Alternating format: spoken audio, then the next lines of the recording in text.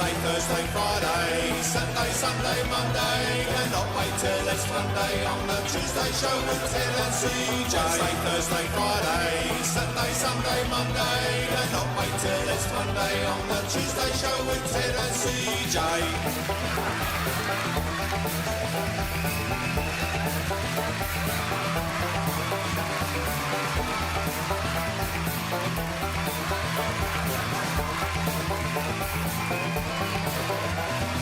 Wednesday, Thursday, Friday, Saturday, Sunday, Monday, and not wait till it's Monday on the Tuesday show with Ted and CJ. Wednesday, Thursday, Friday, Saturday, Sunday, Monday, and not wait till it's Monday on the Tuesday show with Ted and CJ.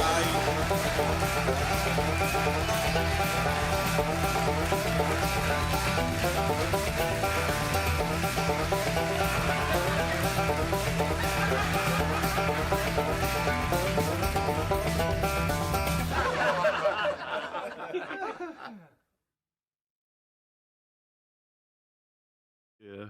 And we're on. And we're on. We're on. Yeah, We're here. We were here as you were like, Yeah.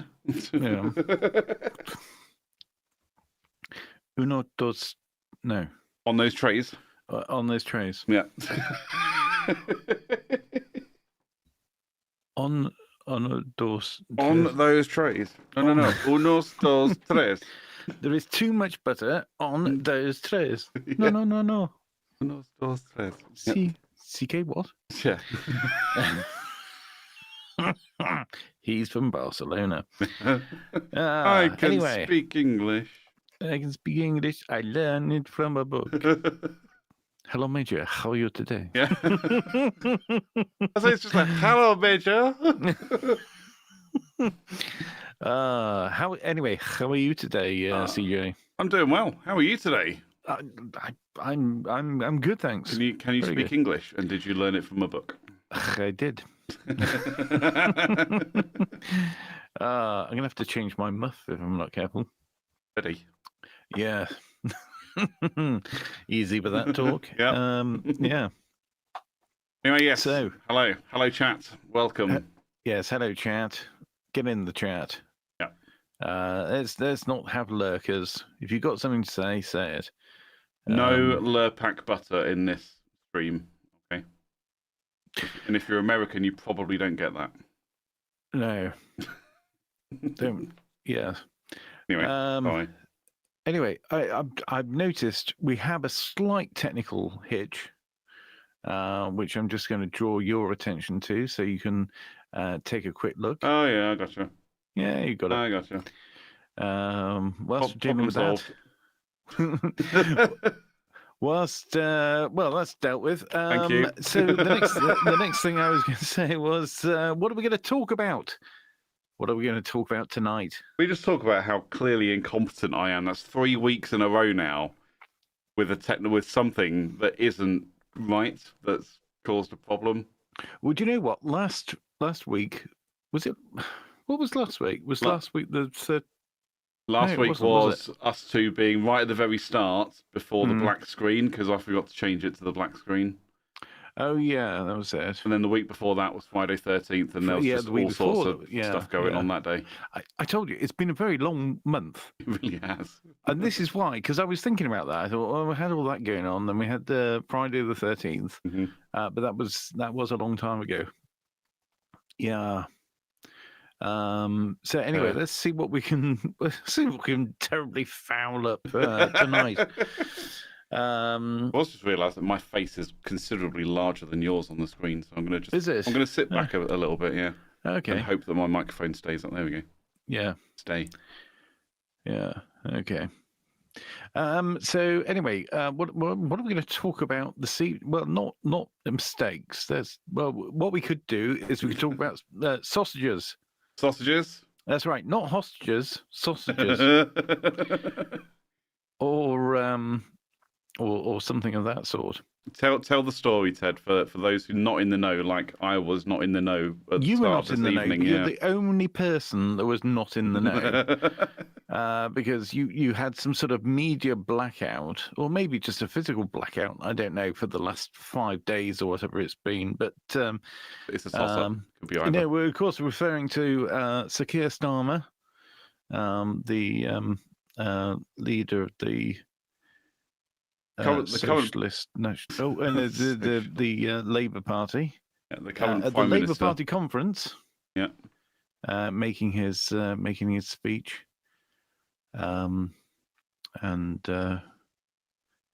Yes, and he was talking about Gaza, and he said he wants to call for the return of the hostages. Yeah. Yeah. So So please, let's have the return of those sausages. Yes, the return of the sausages, please. So Yeah. I watched that video after we discussed it earlier on, and I mean, I don't want to comment on Keir Starmer, the Prime Minister. That is really not my thing, but I have to say he did kind of style that one out, quite professionally. I have to say, he literally went, "And we must free the sausages, the hostages." With literally slight pause, didn't stutter, didn't look panicked or anything. I mean, he's clearly a seasoned politician. He didn't look phased by it at all. Yeah. But of course, it was clearly masked by the fact that everyone in the crowd was going bananas at what he was saying.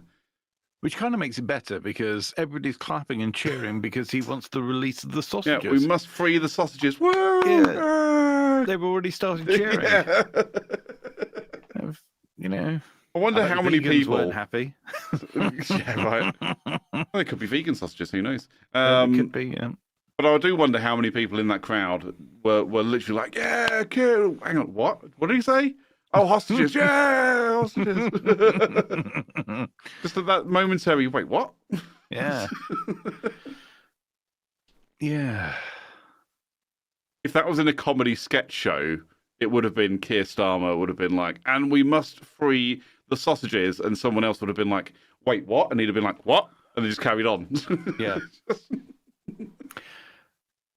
Or yes. I mean, yeah, he could have just doubled down on it. No, we want the sausages freed. Yeah, free range. Maybe that's what he wants. He wants free range sausages. Yeah. Yeah. Ironically, there's not much in the way of sausages in Gaza. I imagine not. No. And they wouldn't want to be returned to Israel either. No. Because there's not much in the way of sausages. Wrong kind of food, wasn't it? Yeah. I mean, if you're going to mess up your foods, it should have been, I don't know, falafel? I don't know. We must free the falafel. Yeah. So anyway, he cocked up. Yeah. Not for the first time. I was like, again. Yeah. But so that's fun. So anyway, what we're going to talk. Should we talk about sausages? Sure, I love sausages. Do you know what? Throughout that conversation, okay, that was funny. He misspoke, and don't we all? Especially when we do podcasts and things, especially when we're live. Yep. You could say sausages at any time. Sausages. Yep. But as an actual topic, I've got to ask you, what's your favourite sausage? Oh, wouldn't you why? like to know? I'm actually very partial to a Lincolnshire sausage. Interesting. Thing is, it's really difficult to pin down a favourite. So maybe I'm going to throw this back to you to start with. Do you have a favourite sausage? Well, do you know what I quite like? Recently is the ones that you get with the apple sauce in. Okay, well, not yeah. apple sauce, but it's got like bits of apple in. Yeah, like apple would. Yeah. Or apple. Because I don't know the whole pork and apple thing. We got it all in one sausage-shaped package, then, haven't you? Receptacle, yeah. Yeah. So they're quite nice. I'll be honest with you. When it comes to things like breakfast, I'm not a massive sausage fan because I think there's so many other things to get involved in. Yeah. That Okay. the sausages tend to be the last thing that I eat. Yeah. So now, sausages and bacon are the last thing I eat for breakfast. It's because they are the nicest. It's, and we've discussed this before for sure.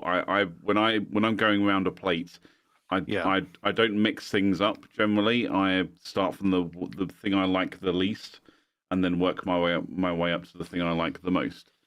When it comes to sausages and bacon, though, I do like those together, so I'll basically put my sausage on top of the bacon and combine the two, and it's just, I don't know, it's just the pinnacle of breakfast for me.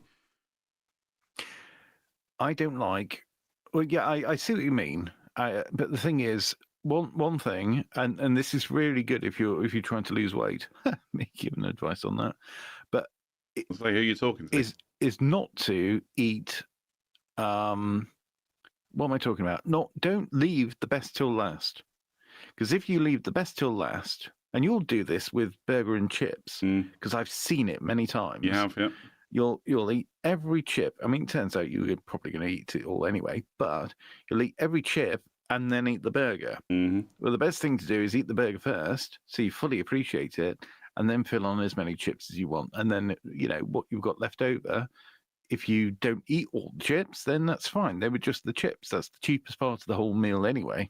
Yeah, and what you've done is you have cracked the code of why I'm overweight and will probably never lose weight. It's because I do save the best for last. Yeah. But because I don't want to waste the best part, I will force myself to eat it. Yep. Now we've cracked that code. Yeah. Now what you could do is just reverse engineer it and start eating the best bit first. But then the taste of the best bit will get sullied by all the other stuff. Don't eat things that are going to sully the taste in your mouth. But when it comes to a breakfast, actually, here's an interesting thought. Do you like cherries? Do I like cherries? Kinda, yeah. Okay. Yes. So, because I was telling this story to somebody who doesn't like cherries, and it didn't really make any sense. But I was sat outside Greg's recently, as you do. And there was a woman sat in her car, and she was eating a piece of pizza, which I found a bit too stodgy. It's like old school, like 1980s pizza that used to get really thick, Oh, as in like how they used to make it in the 80s, not a slice of pizza from the 80s. No, that would be a bit off. Yeah, I was gonna say that'd be a bit weird. Yeah. Okay, yeah. Anyway, so she was eating this pizza. That's not part of the story, because when she finished that, she then started eating a Belgian bun. Okay, and we all know what a Belgian bun is. It's a nice round bun with a icing and a cherry on top. A cherry on top. Okay. Which are great fun if you got two of them, because you can go like that. Yeah. Anyway, so she was eating this Belgian bun, and she got to about halfway. So she's still got the cherry there. She's gone about halfway. I thought, okay, just keep going. And then she took a bite from the middle with the cherry on it. Like, no, that's not how you do it. No, you eat around the cherry. Of course you do. Because you save the best for last. Yeah, but in that situation, I mean, you're buying a Belgian bun. You're going to eat the whole Belgian bun. It's not the same as a meal. It's not like, I've got meat and potato and veg and all this sort of thing. It's a Belgian bun. You're going to eat the whole thing. Well, you eat the damn cherry last, don't you? I guess without saying, it's like a Bakewell tart. Yeah. What's going last? The cherry, obviously. Well, I'm not going to lie. When it comes to a Bakewell tart, I tend to just eat it in one go. Yeah. I love cherry Bakewells. Oh, it's so good. So good. And I'm not a sweet tooth person. I'm not really into desserts. I'm not into pastries and cakes and that kind of thing. I like them, but I'm not really into them. Yeah. But cherry Bakewells, cherry Bakewells, and as we were discussing before the show, mince pies. So I'll tell the story again for the benefit of the viewers. The mince pies is hang on, now I'm thinking, did we talk about it earlier or earlier? I think we did talk about. Anyway, I don't know, No, okay, I'm going to tell it again anyway. So if you end up hearing the story again on another day, I apologise.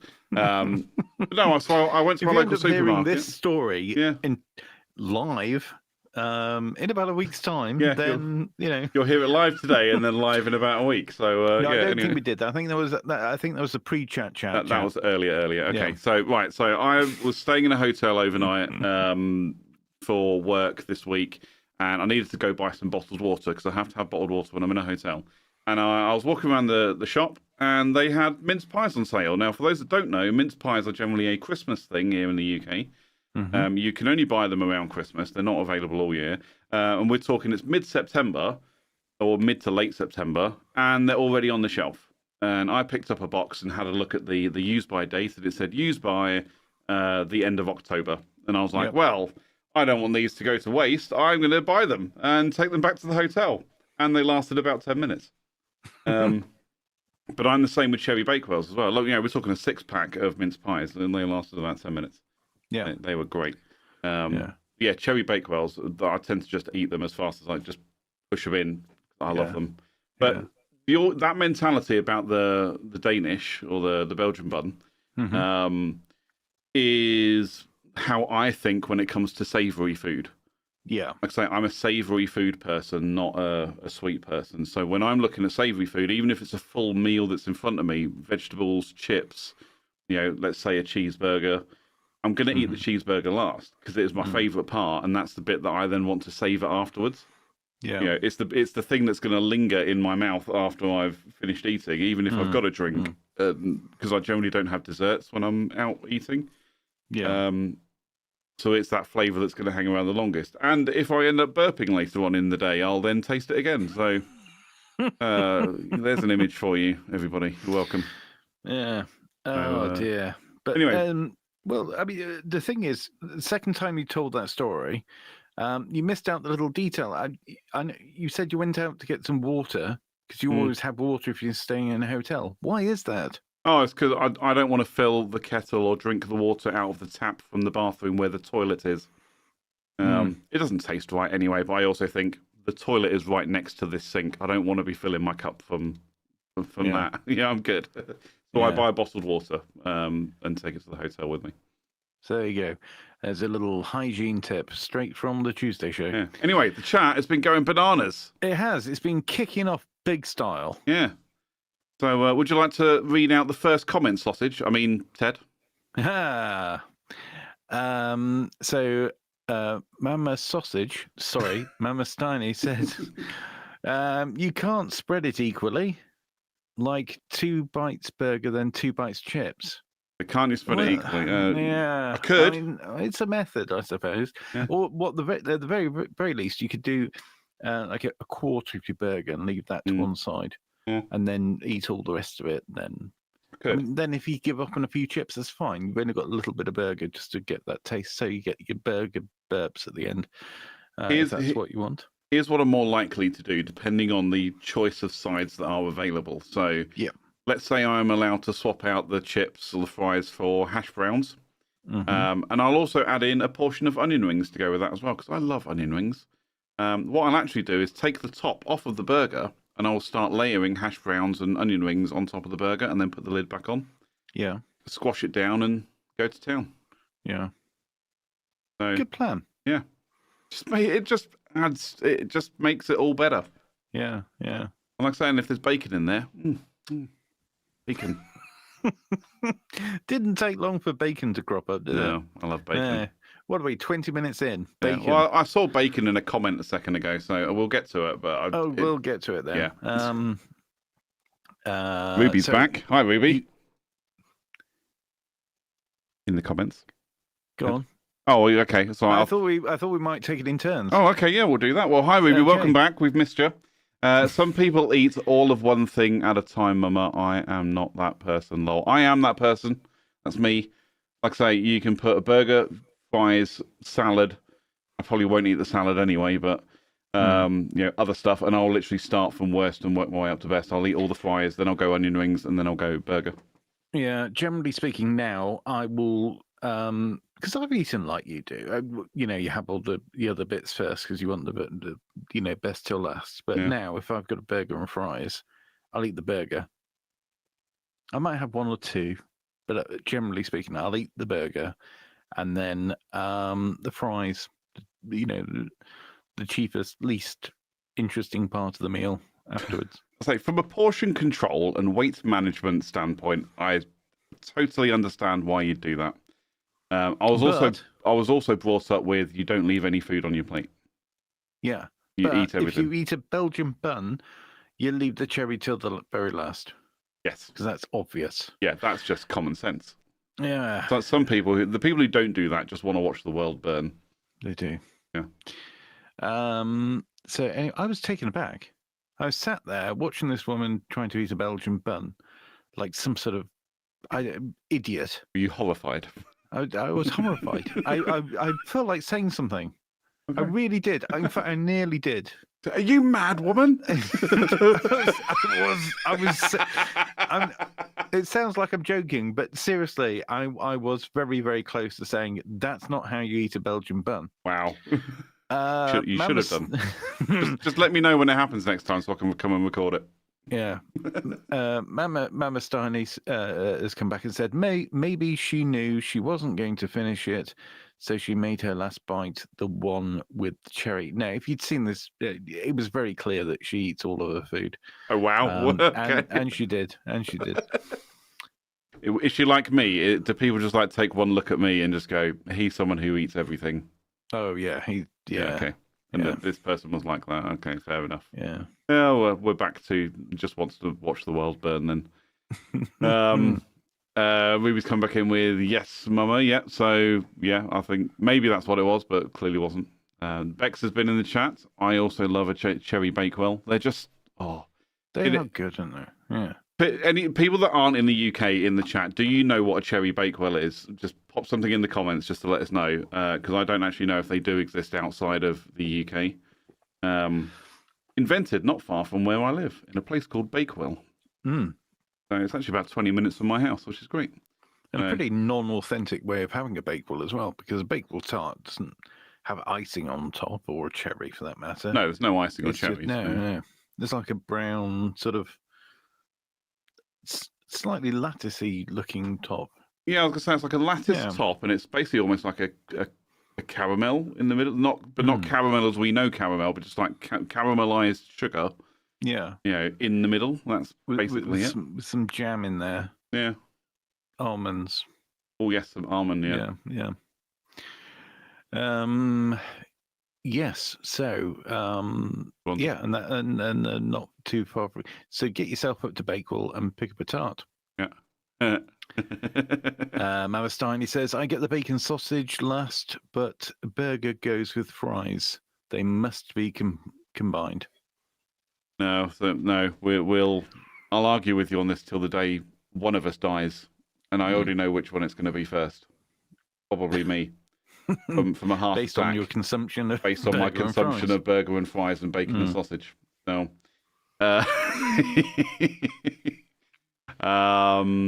Okay, Mama Sonny says nope. Ruby says nope. Have no ideas. Okay, so a Bakewell tart. So I think we've just roughly described a more traditional Bakewell tart. It's imagine like the base of a pie, and then it has this like jam filling with some caramelized sugar.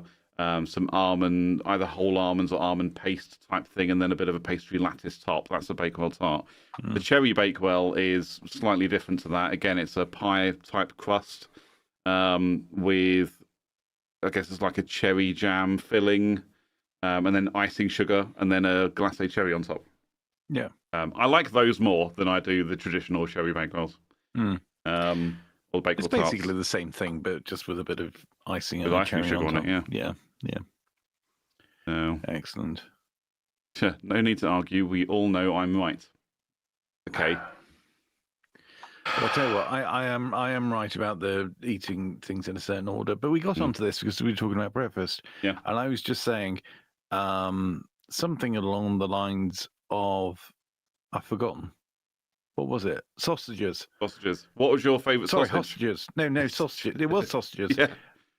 I eat the sausages last because they're the kind of least interesting thing to me. I'll always eat the eggs first because I don't want cold eggs. Okay. So it's eggs and bacon, then other bits and pieces, and then sausages. For me, egg goes on top of hash brown, which goes on top of black pudding. Every time you describe you eating something, it's more about construction. Mm. You're it really building. is. Actually. You're not eating. You're building. You clearly weren't told not to play with your food or build large structures out of your food. Yeah. Sorry, go on. And then bacon and sausage are eaten together as well. So Right. Yeah. Bex says literally. Oh no, sorry. After saying, Bex also says. yep. After saying, Yeah, that was a little bit out of context, wasn't it? Bex said, "I feel like we discuss breakfast every week." Literally. welcome to the Tuesday show. That's CHEW Day Show. We have many episodes of the Tuesday show, Yeah, practically dedicated to breakfast. we really do. Yeah, It's the best meal of the day that you can eat any time of the day. it is. You don't have to limit a cooked breakfast to just breakfast time. There is such a thing as an all-day breakfast. In the defense of Bex, though, I think it was only a week or so ago that we really did was. actually talk specifically about breakfast for an entire was. show. But anyway, so my favourite type of sausage is a difficult question to answer, but I would have to lean towards the Lincolnshire sausage because I think it goes well in a toad in the hole. It goes well with breakfast. It goes well in a sandwich. It just tastes different to your regular pork sausage. But I like a Cumberland sausage as well if you want something a bit spicier.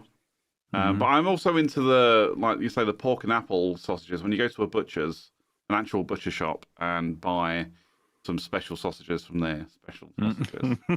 Yeah, you get That that just pork and made apple. it sinister, didn't it? I know, right? Yeah. But I remember we had, so when I lived with my old housemate, we bought some cheese and Marmite sausages. They were not very good. No. I love Marmite, and I think the reason I didn't like them was there wasn't enough Marmite. Right. I could hardly taste it. I was like, no, I was expecting more of a blow your face off Marmite flavour. Yeah. But no, didn't impress me. Yeah. I was very much Shania Twain in that moment. It didn't impress me much. Okay. Yeah, I don't want anything too weird and wonderful, but yeah, a bit of apple in the sausage is fine. What are your thoughts on a Frankfurter? They're basically hot dogs, aren't they? Yes. Yeah, they're okay. They're not my favourite. Well, actually, though, if we are talking about sausages that aren't sausages in the what people would consider sausages, Bratwurst are my favourite. Oh my god, they're so good. Like, they're so bad for you, but they're so good. Like, they're just jam packed full of fat, and I don't care. Yeah, I used to quite like the big smoked sausages that you get, like from the Mattison's smoked sausage. So it would come in a ring, but it was, I mean, we're talking big. I mean, it looked like a horseshoe. Yeah, I know the ones. And those are good with a bit of mustard and a bit of toast to go with it. And another type of sausage that we have mentioned many times, I say many times, but more recently we've mentioned it, chorizo. I'm not a big fan. I love chorizo. I'm not a big fan. And do you know why? Go on. I think it's because it's a bit like bacon in that people put it in everything now. It has kind of taken over a little bit. Yeah. I've just made something. I'm going to make it slightly better by putting some chorizo in. Yeah. Because like what's the twat called? The cooking one. Jamie Oliver. Yeah. Basically, he's very disappointed to be instantly recognised by that description. Because I've never met him. He's probably really nice. I've seen many interviews and he's been on many radio shows that I've heard, and he seems like a really nice guy. But my God, I hate his cooking stuff. It does my nuts in. Sorry, Jamie, if you ever see this, I apologise. Yeah. But yeah, it's just chorizo with everything, and I think it's a very strong flavor. I don't mind strong flavors, but then if everything you cook tastes of the same bloody thing, and it just doesn't go with stuff. I have the same problem with bacon, but I have that problem with bacon. Yeah. I like bacon. I just don't like bacon making other things taste of bacon when they should be a different experience. Let's save the bacon for the bacon experience. And I get that. Like I say, I'll never argue with you on that. That's your preference. We all know I love bacon, and I'll happily put bacon with most things, because I love the taste of bacon. But I'll say the same with chorizo as well. If I have the opportunity to like put chorizo on a pizza or into like some Mexican food is one of them. Like if I can buy a burrito somewhere or something Mexican-ish, and I have the option to put chorizo in there, it's going in because it's just a flavor that I know I love, and I'll happily eat it. And I don't think it's overpowering. I remember buying when I lived in my flat. I bought there was like a local Mexican joint that would do breakfast burritos at 9 o'clock in the morning.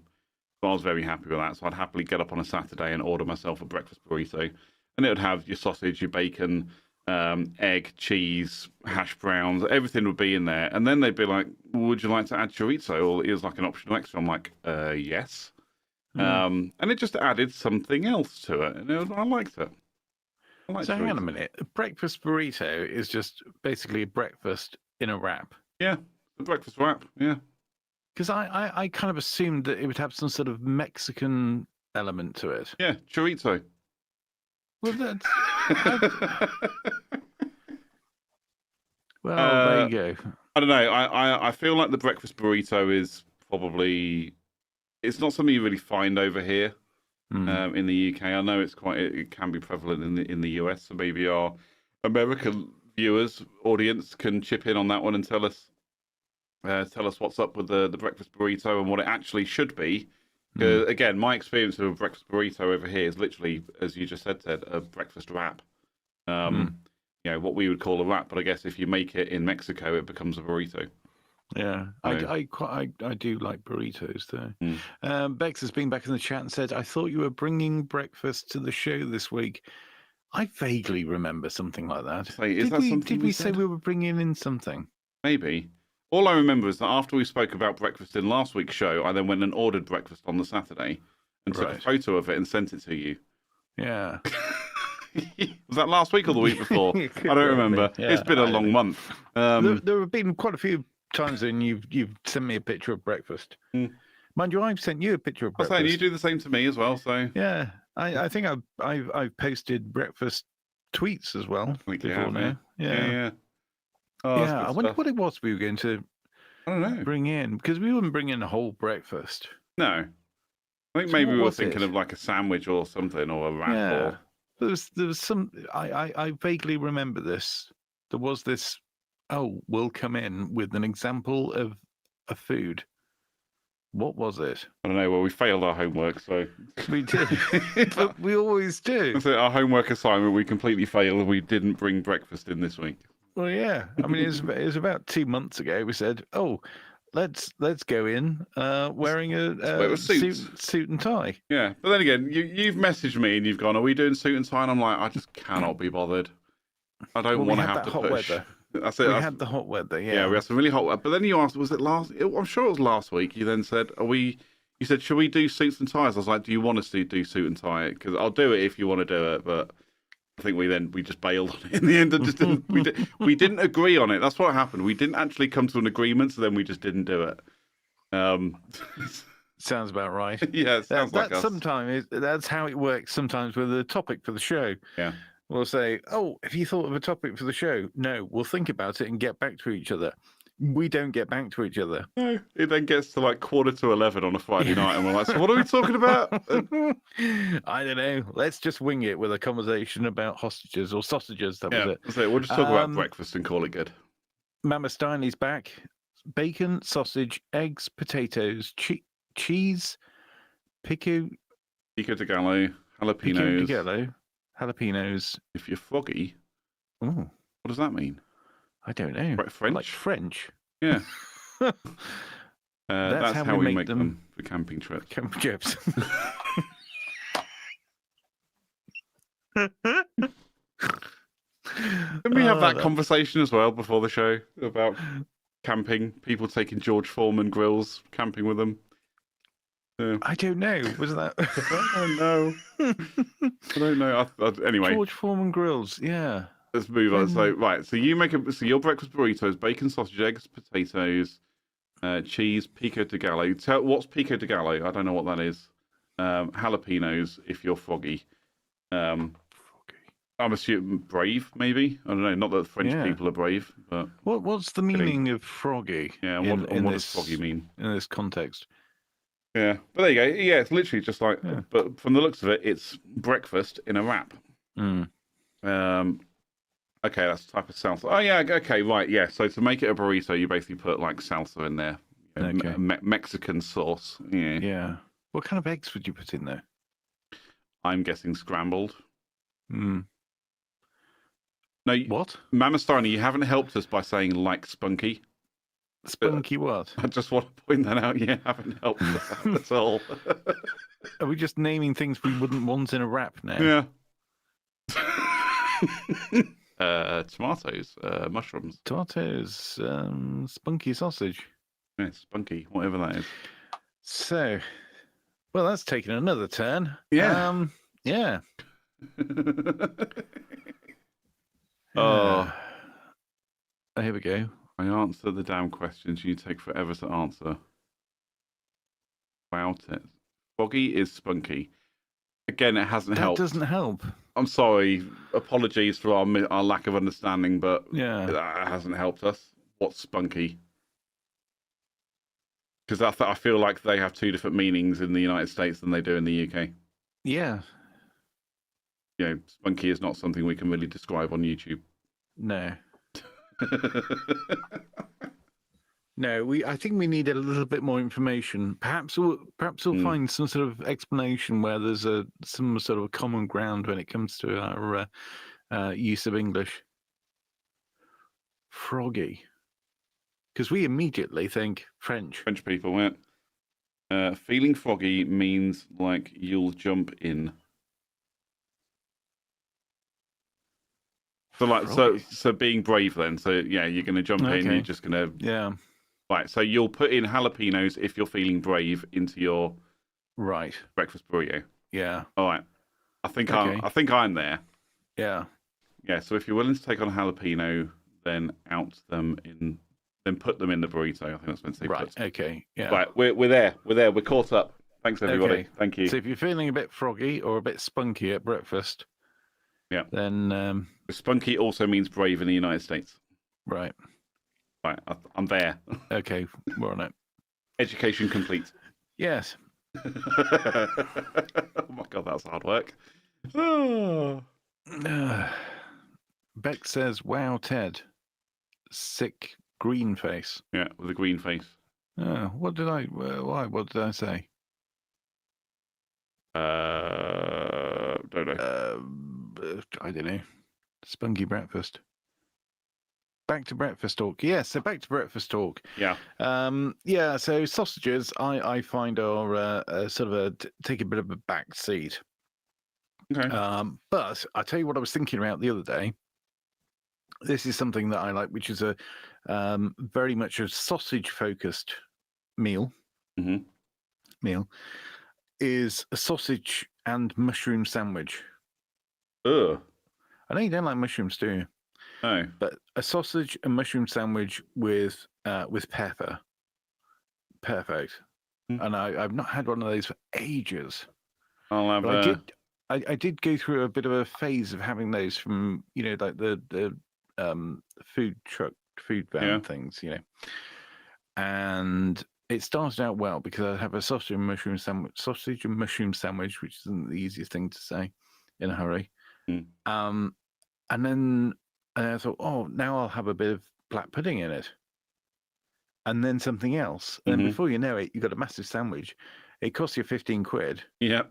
And you regret it. In one of my old jobs, which was on an industrial estate, my boss would come in on a Friday and basically buy the team breakfast.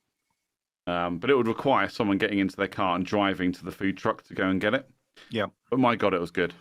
You literally just go up there and be like, yeah, I want 4 sausage, bacon, black pudding, hash brown rolls, please. And it cost I think it cost like 20 quid or something. Yeah, those are good times. I enjoyed those. Yeah. Until I got to a point where, where the work sort of slowed down. We were in a workshop and the work slowed down a little bit. So we get to like 10 o'clock. We're not bored, but we're just like, well, we've gotten through the majority of the work.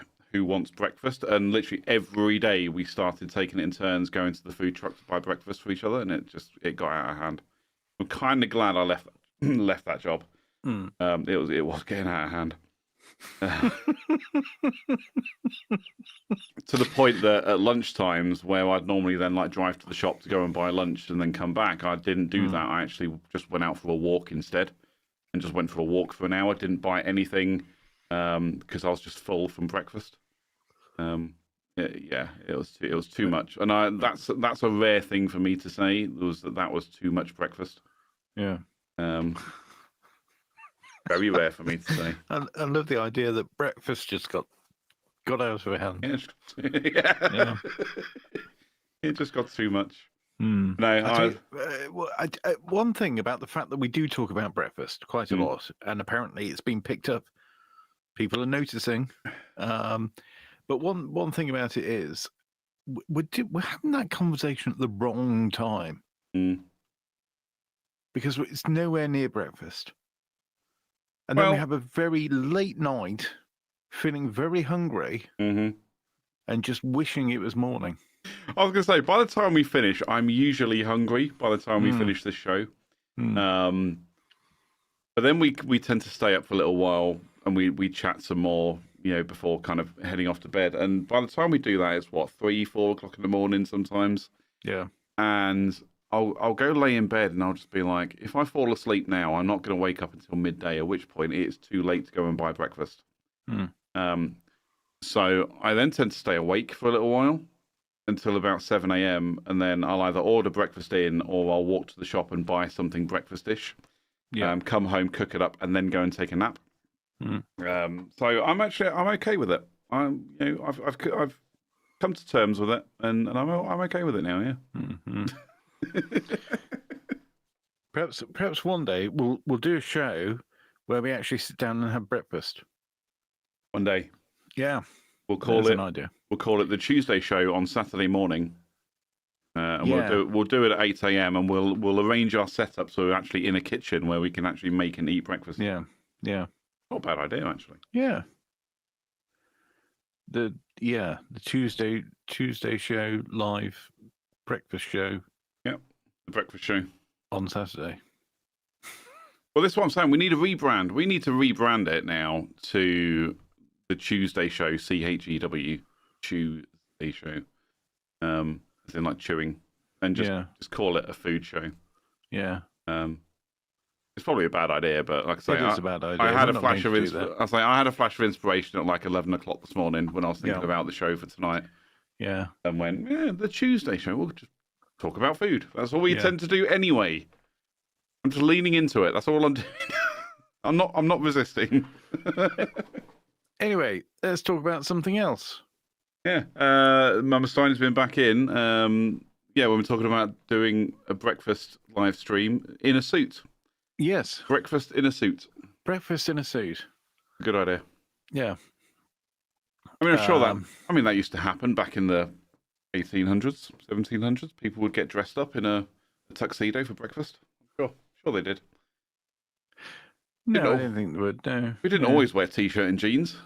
Well, no. People do wear suits, The Tuesday kitchen. There it is, Bex. Yeah. The Tuesday kitchen. Thank you. Yeah. Yeah. Yes. So anyway, should we move away from food? Sure. Why not? Yeah. I know I started with talking about sausages. I'll blame you for this one because you're the one that asked the question, what is my favourite sausage? Yeah. Well, I've only been thinking about sausages since, somebody talking about hostages, oddly enough. Live, says Bex. Yep. Yeah, got to keep it live. Tuesday Kitchen Live. It would turn into like the new GMTV, wouldn't it? Yeah. Is that what? I mean, was it? I can't remember what the show was on a Saturday on ITV or BBC or whatever it was. But they'd always have the cooking segment, wouldn't they? Mm-hmm. And then the hosts of the show would come and join whatever chef was there, and they'd try and cook something and completely screw it up, and it would just be hilarity. Yeah. What show was that? Anybody tell me? I can't remember. I think it's all of them, isn't it? I mean, it was basically all of them, yeah. Good Morning Britain and I don't know, whatever else they're called. Mm. But there's always been a bit of a kitchen thing with all these morning shows. Yeah. Even I think, well, then there was the what was it called? The Big Breakfast. I mean, that was called Breakfast. But they didn't do any food stuff. I'm sure they must have done it. No, the Big Breakfast never did food stuff. It was literally a chat show. Big Breakfast. Yeah, I remember that. That was Chris Evans, wasn't it? Yeah, Paula Yates and people like that. Actually, was Chris Evans? Yeah, he was the Big Breakfast. Yeah, because he did the Big Breakfast. He did TFI Friday. Mm-hmm. And then, in more recent years before they canned it, and got rid of him after one season, Top Gear. Yeah. Because he was terrible. Yeah. TGI Friday's gone bust. Has it? Yeah. No, I didn't know that. Yeah. I mean, it wasn't great food. No. I'll be honest. Yeah, TGI Friday wasn't great food. I had an opportunity. Sorry, I realise we're back onto food now. I had an opportunity the other day to get a Taco Bell for the first time ever, and I didn't take it. Right. I just looked at it and went, I'm good. It was right next to Tim Hortons, and I was there for coffee. Right. So I just went, I'll just go for coffee. I'm good. Yeah. I also didn't want to do the drive-through in Tim Hortons to then come back out and then go do the drive-through at Taco Bell. Yeah. Yeah. Because getting out of the car and walking into a place isn't. Don't put a drive-through there if you want me to walk in. But anyway, talking of restaurants and talking of Tuesday kitchen show Saturday, do you know what we should do? Here's the plan. We should open a restaurant and not only open a restaurant, but we should also have a live show for the time that the restaurant's open. So the whole thing is a live stream. So if you enter the door of this restaurant, you're consenting to being on a live stream. I mean, I feel like that's a legal nightmare, but I'm here for that.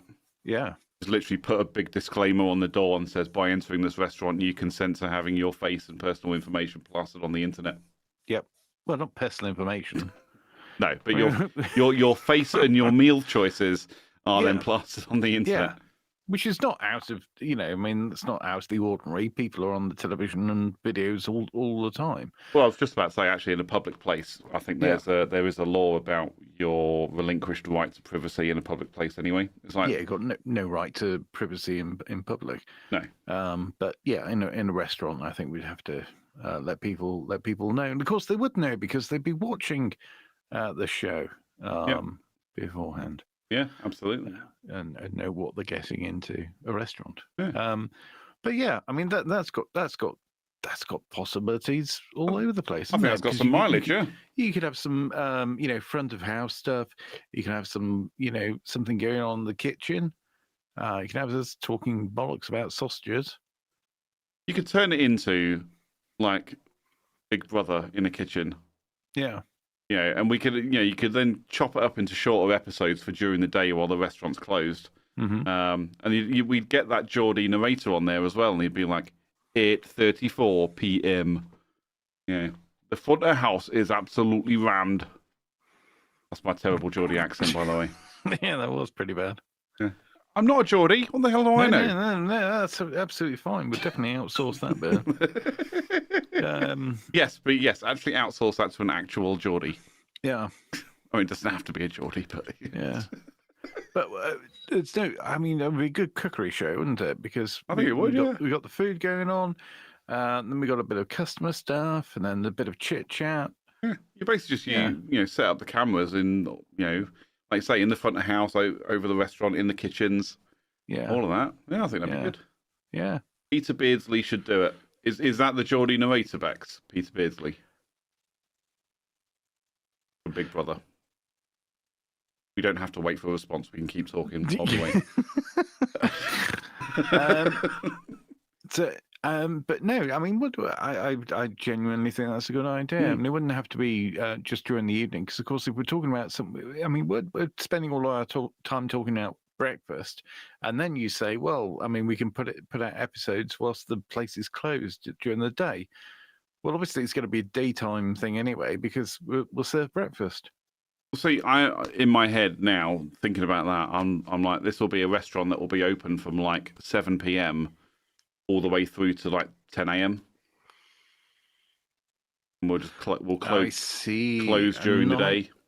A nighttime live stream. Yeah, so it'll be a full-time nighttime live stream, but basically the restaurant will be open all that time.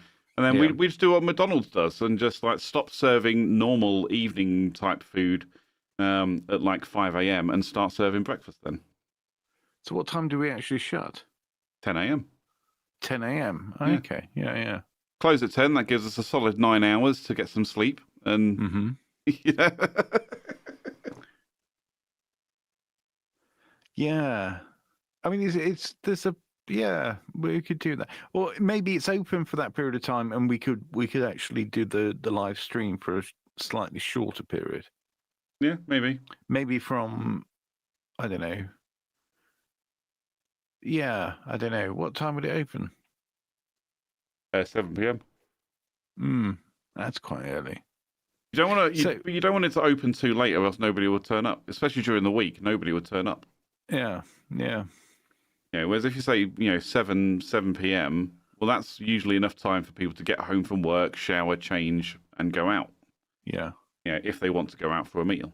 Yeah. And you basically, okay. So the majority of your bookings will probably be between 7 p.m. and 10 p.m. And then it will go very quiet. So maybe you could just do that, or you go actually then. So the restaurant will be open from 6 p.m. to 11 p.m. Closes until 5 a.m. when it opens for breakfast. Yeah. Do you know what I think? I think it should be a daytime stream, and we should do daytime. So actually, open in the morning. I mean, this is thinking really out of the box, but we open in the morning, and then we close in the evening. Okay. And then we could do a little bit of a live stream in the evening. I don't know. I mean, there's no reason why you couldn't have it live all the time. We don't have to be there presenting all the time. We're running a business.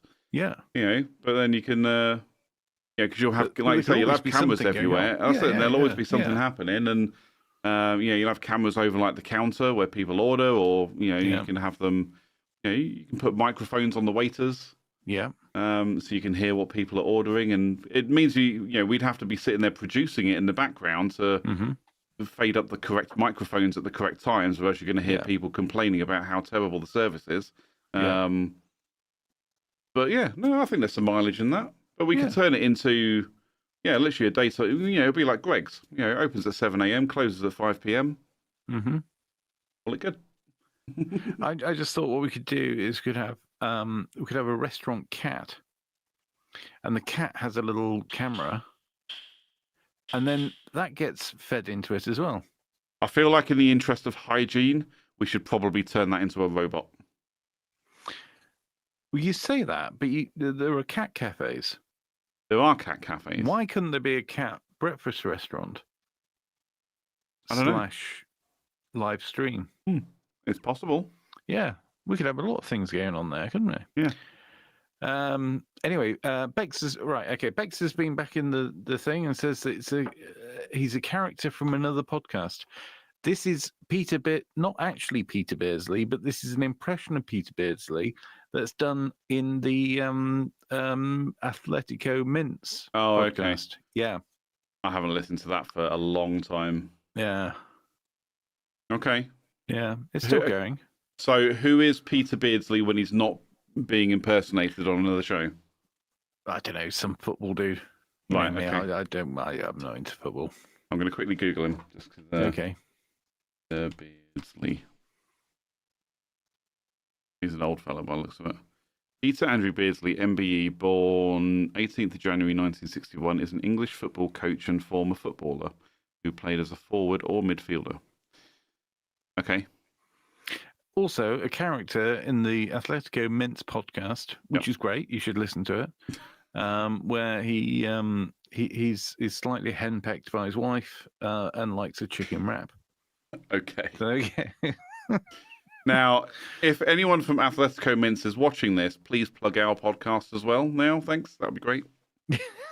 Appreciate you. So there we go. So keep an eye out. Keep an eye out on the Tuesday show news. There may be a restaurant opening in a village near you. You know, it's not a terrible idea. Will definitely keep us busy on a Saturday. So, not a terrible idea. Let's drain our savings accounts. I wonder what you could say then. Yeah, we'll drain our savings accounts, and then we might have the grand total of about 50 quid to put towards starting this business. Well, the thing is, what we do, we crowdsource it. Oh yeah, crowdfunding. So we can open it up and to to 10, 15 listeners perhaps. So I'm sure we'd raise the capital that's required to start a live streaming cafe breakfast hub. Just imagine we'll have influencers of all shapes and descriptions from all over the world coming to our restaurant just to be live streamed. Yes, eating food. Right. Yeah, that's a good point though. We are slightly limited geographically, in that we can only be in one place at once. Oh, you know what though? Right, now hear me out on this one. I've had an idea as well.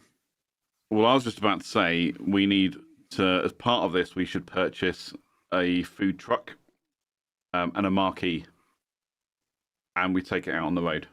It's not actually a fixed location. We just take it out across the country. I was in the same place.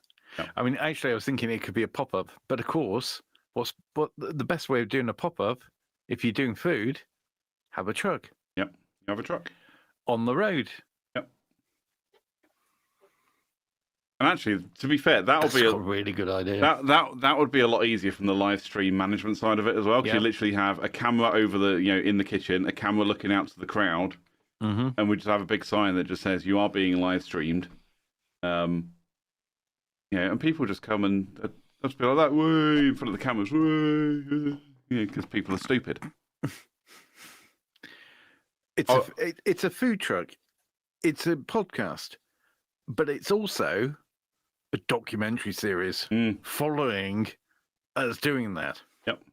And we can take it anywhere. So it goes out on YouTube. We'd have to start a new channel for it, but it'll go out on YouTube. It'll get monetized, so we'll then start making money from that as well. We'll get ad revenue, as well as making money from making the food. Yeah. Not a bad idea. It's not a bad idea. Really not a bad idea. That's we could literally start doing that at weekends. Yeah, that's what I mean. It keeps us busy on a Saturday and Sunday. Yeah, like I say, and we'll find all the nice village fetes and events that happen, and just go pitch up and be like, "Yep, we're here." And we can plug it on this show and say, "Hey, don't forget, we're going to be out in the truck. We'll be out on the Tuesday truck." Yeah, at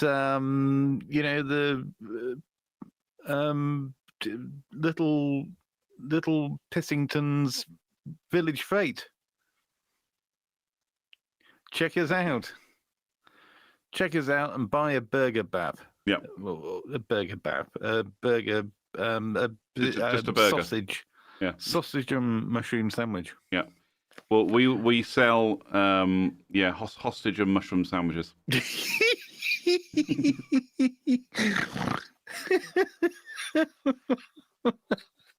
Glad that's a good job. Yeah, that's good. We could even call it just hostage and mushroom. It's really not a bad idea. Calling it the hostage and mushroom. Yeah. Keir Starmer's hostage and mushroom. Anyway, if get in the chat if you've got any great suggestions about what food we can sell from the Tuesday show food truck. We could theme it as well, couldn't you?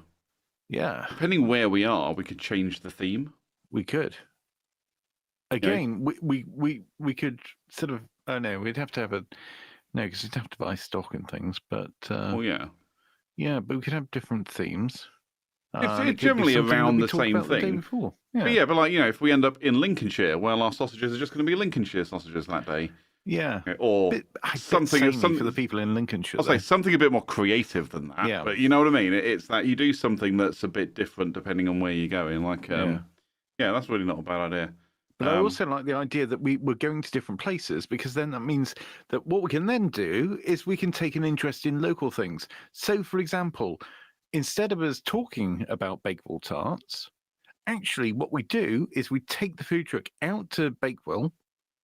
We sell some stuff to some locals. We talk to them about Bakewell. We get Bakewell tarts. That's all part of the same live stream program, whatever. And then you've got a really good, solid bit of entertainment out of it. Yeah. Yeah, there you go. Yes. Mama Steiny says, quick question. Can you cook? What happens if we say no? Well, I can cook. I can cook. I do want to clarify that I can cook, but yeah, what would we do if either or both of us said no? We'd be like, well, that idea is dead then. I've got a feeling that if either of us said we couldn't cook, or both of us said we couldn't cook, we'd probably say, but we'll do it anyway. Well, I'll buy a cookbook and I'll learn. Yeah. I will learn how to make breakfast specifically. Yeah. Because let's be realistic. That's what we're doing, isn't it? Yeah. We're making breakfast. So breakfast stuff. But we could do burgers. You could do breakfast burgers. I mean, that's the thing. Yeah. That I've seen popping up over the last few, not popping up, but I've seen it existing in the last few years. It's literally a cheeseburger, but with added sausage and bacon, or egg, or hash brown, or whatever else you fancy, and then you're basically making breakfast burgers. Yeah. Mama Steiny has absolutely no confidence in this, and has just said, I feel like you should look at getting a cook prior to a food truck. We can cook. We're good. Yeah. We can check off that box. Yeah. Yeah. Although we probably could do with a little bit of assistance. I mean, we'd need to hire a couple of people, yeah. We would have to, because otherwise we're not going to get anything else done. Yeah. So we're not going to explore the area or buy a Bakewell tart or find where else could we go? Oh, what we could do is we could go to all the places that have got foods named after it. So we're going to end up the entire format. We're going to end up buying a lot of cheese. Well, there's cheese. But the thing is, you've got Eccles cakes. Yeah. We could go to Belgium for Belgian bun. I was literally just about to say, are we going to go to Denmark for an apple Danish and go to Belgium for a Belgian bun? There is no reason why it couldn't go that way.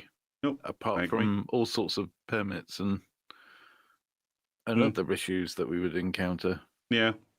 But yes, UK towns and cities with things named after them. Go to Yorkshire pudding. Yeah. I mean, I feel like there's much more than what we're thinking about, but yeah. Oh, much more. Yeah. Bex has been in the chat with, you should definitely have macaroni cheese on the menu. Why would we want mac and cheese on the menu? It's a breakfast truck. Keep up. It is. I'm kidding. I'm sorry. That was really harsh. I'm sorry. I don't mean to ridicule the audience. Yeah. What the hell? What the hell are you talking about? Oh, you can put mac and cheese on if people want that. It's fair to say that what we should do is have a range of different things. Macaroni cheese could be one of those. Yep. Spaghetti bolognese. See, I've always thought things like spaghetti bolognese or lasagna or anything that's requires, I don't know, would just be too messy for a food truck. Whereas things like burgers are easy because you kind of cook the bits, you construct it, and you wrap it or put it in a box and go, there you go, and it's not going to spill anywhere. Yeah. It's not going to leak sauce or over anything. Mac and cheese would be okay because it's generally quite stodgy anyway. It's not liquidish. It's much thicker. Unless you made a thick spaghetti, like a thick bolognese sauce. Actually, macaroni cheese is probably a really good one because it tends to come as as a side these days, doesn't it? Quite a lot. Okay, so that's in. You do if you had a pizza oven, you do pizzas. Yeah, we were talking about slices. this. Yeah. Was it last week we were talking about choices? Mm-hmm. Or and having too many options. Too many choices. Yeah, too much choice. Yeah, decision paralysis. Let's keep it simple. Keep it simple. We do breakfast, we do burgers, we do macaroni cheese, and we do tea and coffee. I caught an episode of Family Guy, and I realise it sounds like I'm changing the subject, but I'm not. I caught an episode of Family Guy while I was in the hotel this week, and it was one where Jerome, the owner of the bar, had to go and help his mother out or something. So the guys end up running the bar. And Joe is behind the bar, and people are like, "Oh, can I have a gin and tonic?" He's like, "1 rum and coke coming up." Yeah.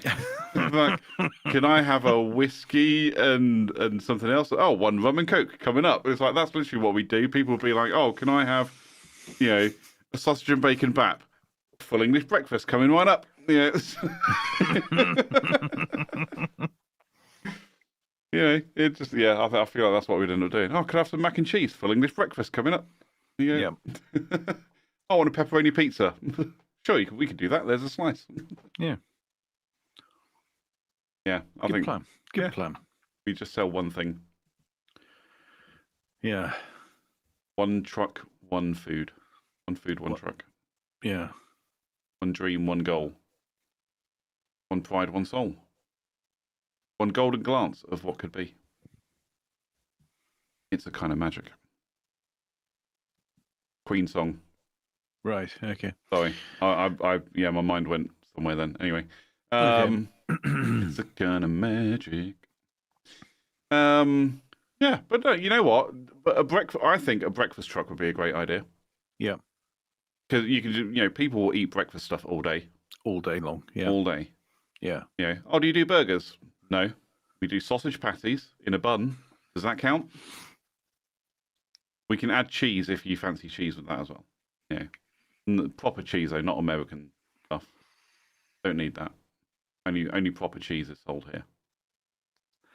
I don't know. I think maybe. I think definitely the breakfast. That's easy.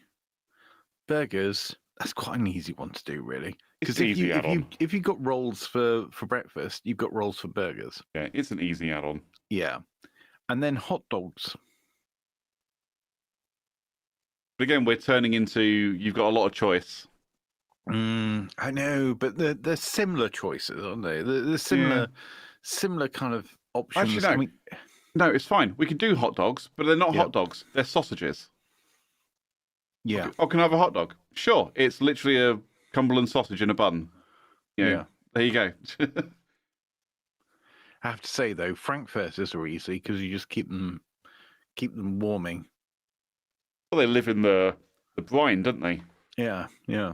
You literally keep them warm in brine, and I guess we could do that. Yeah, we could do that. We'll put them on those little rotisserie things that you see at the cinema. Yeah, they have little hot dogs on rollers. Yeah, keep them warm. They look terrible, don't they? That's like they never look good. They never look appetizing. No. I very often buy one though. Do you? They taste all right. Yeah. Okay, fair enough. See, it's a massive hot dog. Who's not going to want a massive hot dog? Well, see, I don't mind frankfurters, but I would much rather have a bratwurst in a bun. Yeah. Like something I was going to say earlier on when I was talking about bratwurst was, when it comes to like Super Bowl, the big American football thing in February, when I stay up to watch that, I regularly, as part of the ritual, if you like, of watching the Super Bowl at halftime, I will make bratwurst and put them into hot dog buns and put cheese on them and some grilled onions, and I love that. Oh, it's so good, but like I say, so bad at the same time. Bratwurst is amazing. Bratwurst is by far the best sausage in the world. I've decided now. I've landed on that. It's bratwurst. What the hell is a corn dog? It's a hot dog wrapped in like a corn, we call it maize, but they call it corn. It's like a corn batter and then deep fried. A corn batter. Mm. Hmm. It's batter. So imagine like chip shop batter. Yeah. It's basically that, just not quite the same. It's slightly different. Right. Okay. Like I say, it's made out of corn instead of like corn flour instead of normal flour, I think. Oh, I see. All right. Yeah. Okay. So it comes out a bit smoother rather than all crispy and flaky. Like not, it still comes out crispy, but not flaky like our batter does when we buy a battered fish or something. They're quite good. I like corn dogs, and they come on a stick as well. They generally put them on a stick. So basically, it's a battered sausage on a stick. Yeah. Right. Okay. I'm surprised we don't batter sausages on sticks. I'm surprised we don't as well. It'd be quite an easy thing for you to do, wouldn't it? It'd be much easier to eat. Yeah. Yeah. No. You could probably go in the fryer as well, couldn't it? Yeah, it just literally sits in the fryer. Yeah. And then they scoop them out by the stick and put them on the thing to drain off. Yeah. Yeah. Because they do. They do a few different things in the States. Chili dogs. I presume that's just a hot dog that's got some chili thrown on it. Pretty much. I assume. I don't know, maybe our US friends can tell us what a chili dog actually is. I'm not entirely sure. Yeah. I've had when I used to travel a lot, when I was working out on the road, I used to stop at a Shell garage, Shell petrol station in Beaconsfield. I think it was a Beaconsfield Services. And they used to do potato dogs. Again, same thing, hot dog, just wrapped in a hash brown. Oh, right. Literally rolled in hash brown and deep fried. Oh my God, it's so good. They were good. And I'm not a fan of service station hot food because it's generally bad. Because it sits there for a long time. But no, they were good. Mm. Oh, sorry to get myself comfortable. Sorry. Why are they called dogs? Why hot dogs? I don't know. Because they're not dogs, are they? No, they're not made of dog, as far as we know. I mean, they might be in some places, but no, they're not made dog. I don't know. They're not made in Haiti. Maybe they were. Maybe that's where it comes from. Maybe that's where it comes from. Anyone in the chat, let us know. Yeah. What's the origin of hot dog? Yeah. Ruby says, I had that a few weeks ago. Is that looky here. Yeah. What are we talking about? Are we talking about the bratwurst? Because I think I saw that come through here we go. while we're talking about bratwurst. Well, we've got information now about chili dogs. A hot dog with chili on it. Yes. A chili dog. Add cheese and onions. Added bonus. I mean, I feel like you should always put cheese on a hot dog anyway. But that's just my personal feeling on it. Yeah, I don't think I've ever had cheese on a hot dog. No? Okay. No, onions. Cheese and grilled onions. Mm-hmm. Or fried onions. Yeah, fried onions, ketchup, and mustard.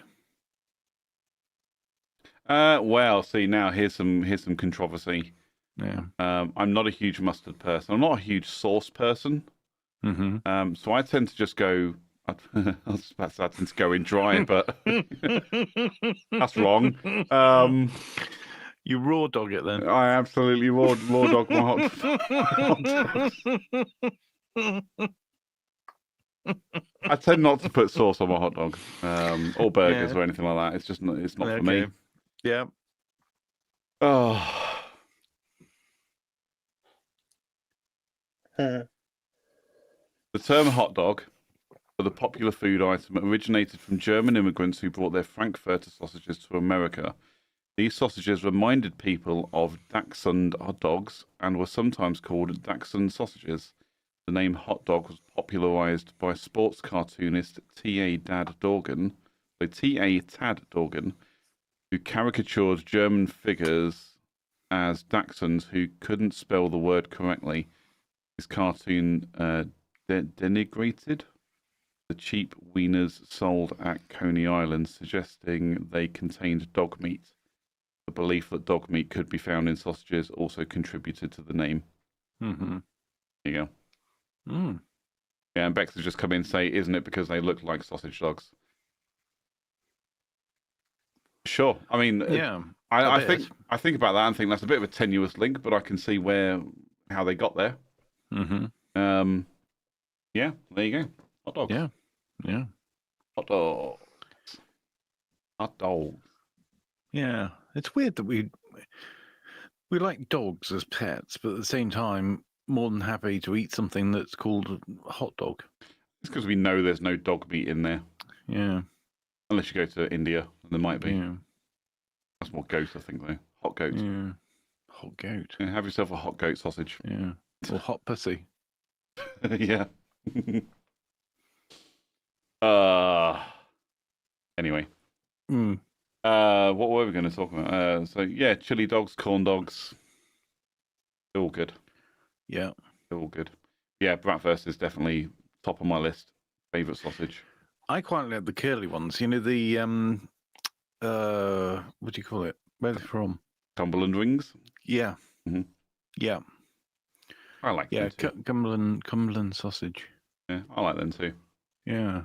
It's not called Cumberland anymore, is it? What's it? It's Cumbria. Isn't Cumbria Cumberland? Possibly. Or am I just talking completely? Maybe. I thought Cumberland was still a thing, but then again, I might be wrong. Actually, no. I think you're right. I think Cumberland became Cumbria. Yeah. Because Northumbria became Northumberland. Right.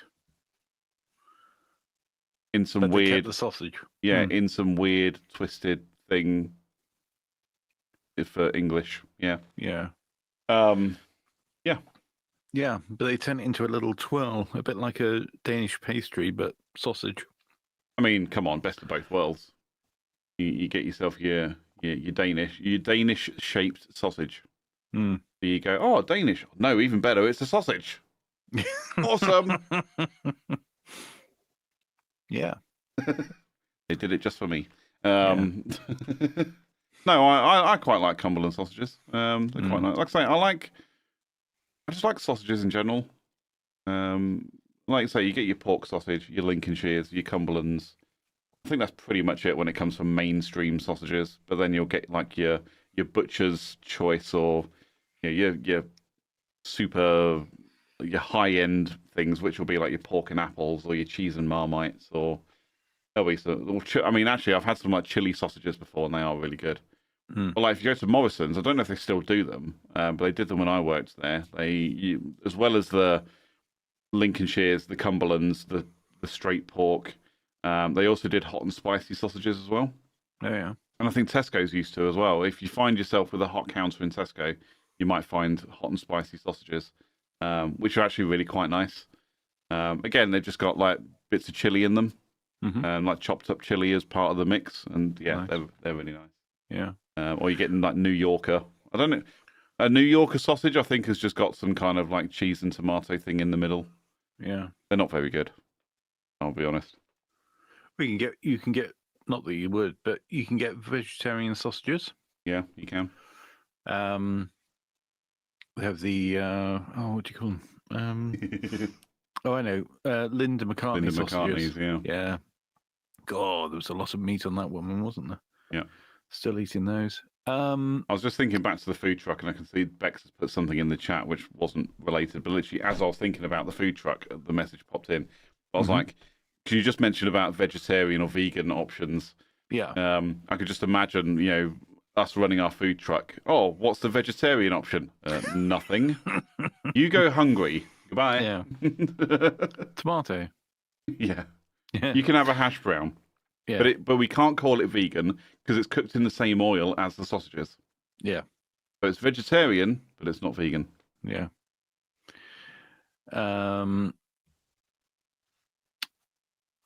Yes. So, what was I talking about? Oh, yeah, sausages. So they also have, you have vegan sausages, but you also get like chicken turkey sausages and all this sort of thing for people who are trying to have leaner meat and things like that. Again, Which sounds disgusting. Yeah, my old housemate tried chicken sausages at one point. It's like turkey bacon. It's not the same. Don't call it bacon.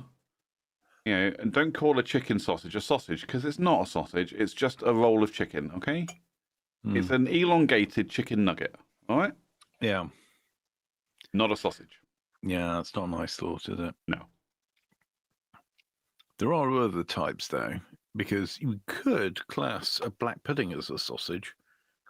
Because it comes out in a sausage sort of shape, doesn't it? And our United States friends do call it blood sausage. Oh. Oh. There you go. Polony or bologna if you're in America. That's a sausage. Yeah. There was once... Chorizo. Yeah, chorizo is a sausage. So there was once... So when we lived in London with my nan and the dogs, we used to buy...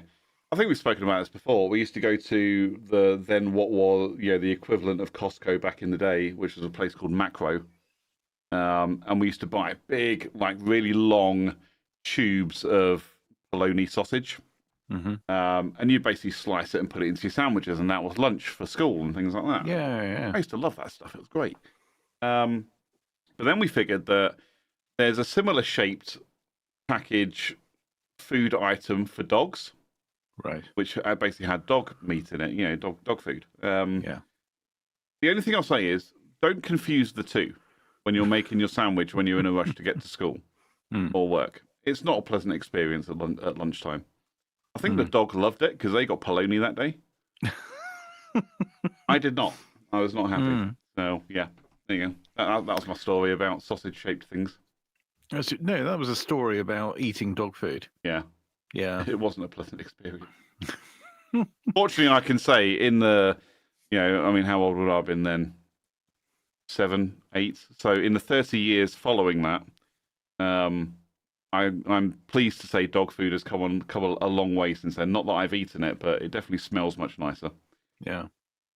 And sorry, I burped there. Apologies. That one tasted like dog food. And yeah, dog food's come a long way. So like when I look after my friends' dogs and that, they buy them. They call it human grade food, and when you kind of open it, it does actually smell really good, like turkey or chicken or something. It smells really good, and it's got vegetables in there, and apparently it's all human grade, so you could eat it if you had to. Not that I could think of any scenario where I would choose to eat the dog food instead of giving it to the dog. Yeah, good point. Yeah, because it also is not cheap. Or somehow the dog locks all the doors and windows and runs away. Yep. So there isn't a dog, and there's an emergency situation. Yeah, and my monthly grocery shopping hasn't come in yet. Yeah. So I have to eat the dog food. Yeah. Mind you, if the shopping could come in, you'd just walk out of the door, wouldn't you? Well, that's true, actually. Yeah. Yeah. Yeah. So anyway, Bex has been back in the chat. Oh, the other thing you can get actually is the smoked cheese in that similar sort of package, isn't it? Yeah, that comes in sausage form. Yeah.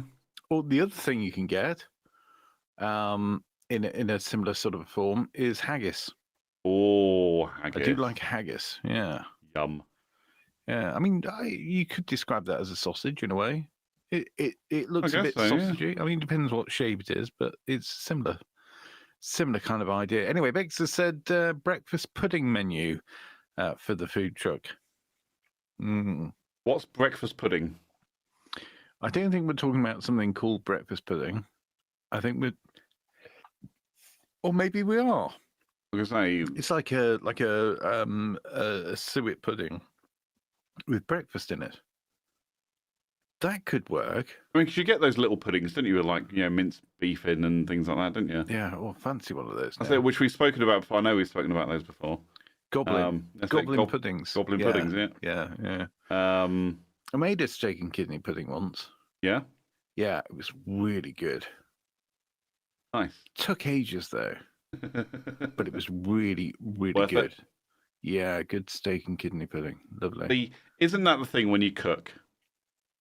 that sometimes when I look at cooking, I'm just like, I just don't want to. I don't have the motivation or the energy or whatever to cook something for an hour or whatever. But then you get to the end of it and you're like, actually, this is worth it. 100% worth it. It's worth the washing up afterwards. It's worth the mess I made of the kitchen because I'm an idiot and don't know how to whisk flour, eggs, and milk together like a human being. Yeah. I end up looking like a chimpanzee as attacked it, and it's gone all over the kitchen. Yeah. But it's so worth it at the end. when I get my Yorkshire pudding, I'm like, this is so worth it. The only problem with that was that it was worth it to do it, but it's like do it once, and then ideally get somebody in and say this, but come in and do it once a week for me. Yeah. Because that was a really, really nice pudding. I do like a pudding, but you don't see them anymore. You used to get them in chip shops. Yeah. You get a steak and kidney pudding. So the old steamed Those are the puddings, best right? times. Mm. Now all they do is a pucker pie. Pucker pies. Yeah, Love pucker pucker pie. pies. And I mean, they're not that great, are they? I mean, I think they've just been marketed really heavily, so everybody thinks of pucker pies. Yeah. Yeah, I bet they're cheapest chips. Cheapest pucker pies, Cheapest pucker pies. maybe. Yeah. Okay, Bex has clarified and said, I just meant a dessert menu. Dessert. Yeah, she actually said desert, but I assume she meant dessert. Yeah, I think we knew what she meant. Yeah. Yeah, you can have a side of sand. So what would you? I don't know. What for breakfast though? Well, I suppose it would be all your sort of continental things like croissant. Croissant. Croissant. Pan de chocolat. Pan au chocolat, yeah. Pan au chocolat. Belgian bun. That's kind of breakfast, isn't it? Yes. Yes, we'd do Belgian buns and watch how people eat them and then judge them on it. Yeah. Yeah. I mean, I am more than happy to go with the idea of adding continental style breakfast to the food truck. Yeah. So people can come and get a croissant or a pan au chocolat or some pancakes or just some toast and jam if that's what they want. Mm. You know, we'll do those crappy wooden knives that break as soon as you apply any amount of pressure, you know, so you can attempt to spread the chilled butter because we haven't allowed it to warm up. So it will destroy the bread, but that's just part and parcel of, you know, having toast on the go. Do you know what? The good thing about our food truck is that we would actually do things well. I think so. So things like the butter, yeah, would be out in an appropriate place, so it's the right temperature. Yeah. The knives and forks, well, actually, for spreading, the wooden ones are probably a pretty good option because they're still quite firm, aren't they? Yeah. I've got one here that is from McDonald's. I only went in for the knife, obviously. I don't use a McDonald's. Anyway, this is a McDonald's knife. Mm-hmm. That's not a knife. Well, it's not actually. I mean, it looks a bit crocodile-y. If I hold that up, you can see it. Anyway, it's not about crocodiles. It's about knives. And this is made of paper. Oh. Yeah.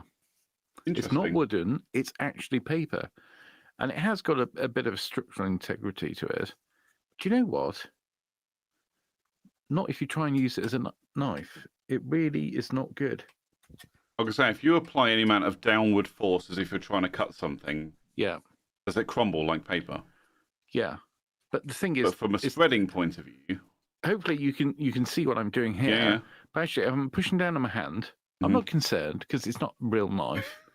Okay, so I know I'm not going to chop my fingers off. But if I apply any pressure, It's the handle that goes first. Yeah. Look, now it's bent. Yeah. Rubbish. But from a spreading motion for spreading butter, for example. Rubbish. Also rubbish okay, because also it's rubbish. serrated Okay. and it's not flat. No, so what we would need is wooden flat butter knives. Yeah. That are incredibly cheap to produce. Mhm. Because I think out of all of this, you know, I think depending on people's worldviews, I'm definitely not one for single-use plastics. I would much rather have recyclable wooden knives. Yeah. Because, well, even if they do end up going in the general waste, they're still going to decompose. They're not going to end up in the sea, choking a turtle, or whatever the hell happens to single-use plastics these days. You know what we should do? If you want to be eco-friendly like that, Mm.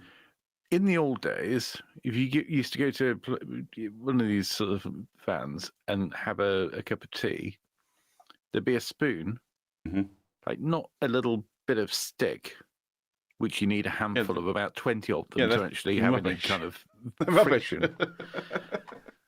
But there used to be a spoon, and it would be a spoon sometimes that would either have a piece of string and it would be attached to the counter, or a chain.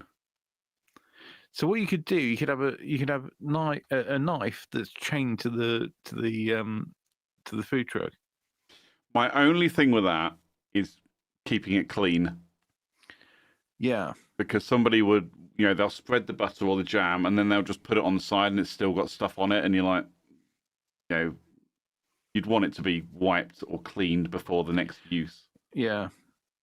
At which point I'd be more than happy to say, well, you know, as part of the service, I will butter the toast for you. You know? Yeah, why are we not doing that anyway? Yeah, okay, so we did the buttering. Yeah, and then we can have a giant metal palette knife and just be like that. Yeah. Done. One swipe, buttered. Yeah, yeah. I remember doing that once, again, when I was very young and working for an events management company. We ended up in Pembrokeshire somewhere. For those not in the know, that's in like Western Wales.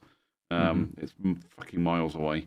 But I injured my leg and I couldn't stand up in the car park for a day, a couple of days. So I ended up in the kitchen helping the chef. And he literally gave me a big stack of bread and a giant palette knife and went, "Here's how you butter bread with a palette knife." And he showed me once. He literally scooped a crap ton of butter on the knife and literally just took the slice of bread and just went, "Whoop, there you go, done." And he was like, "You do that now for 200 slices of bread." I'm like, okay then, fine. And that was my job for the day. It was great. And then the bastards didn't pay me for the day. So I basically told them to go stuff it after that. I was like, "I'm never working for you again." That's how you treat. You know, I was injured, but I was still trying to do my bit to help. Yeah. You know, the least you could have done was given me something and not just go, "Oh, you didn't do the job we paid you to do, so no, we're not going to pay you at all." Wankers. Sorry. Clearly, I'm not bitter about that at all. No. It was 20 years ago. I'm really not bitter about it. Back to butter. Yeah. You could have spray butter. Is that a thing? I don't know, but it might be. Maybe we should invent it.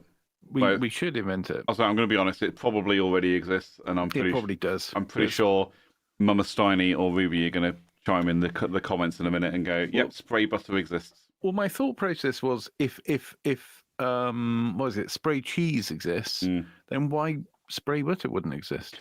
Mainly because spray cheese is awful. Have you ever had spray cheese? Never. It's disgusting. Well, guess what? the chat's ears are open. Yep.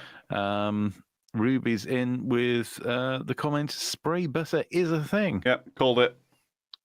Thanks, Ruby. Appreciate you. Yeah, see, but yeah, spray cheese. So one of our mutual friends, who I haven't actually seen for many years, she went to America and brought back some spray cheese because I asked her to bring back some spray cheese. Okay. And she did. And I took it home and I bought some crackers on the way home because I thought, cheese and crackers, that's what it's there for. Sprayed a little bit on, took a bite and went, just spat it out. It was disgusting. And I love cheese. There aren't many cheeses I won't eat. I mean, basically, if it's moldy, I won't eat it. You know, so blue cheese is out the window. But yeah, spray cheese. I thought this is going to be great. It's going to taste just like American style cheese. it'll be awesome. Or it'll be like, I don't know, I'm trying to think of something that's, like those Tuck biscuits, the Tuck cheese sandwiches that you get. Yeah. I thought it'd taste like that, but I was like, this would be great because that's basically processed liquid cheese. At the time it goes on the cracker, it'll be awesome. No, it was so bad. I threw the can away.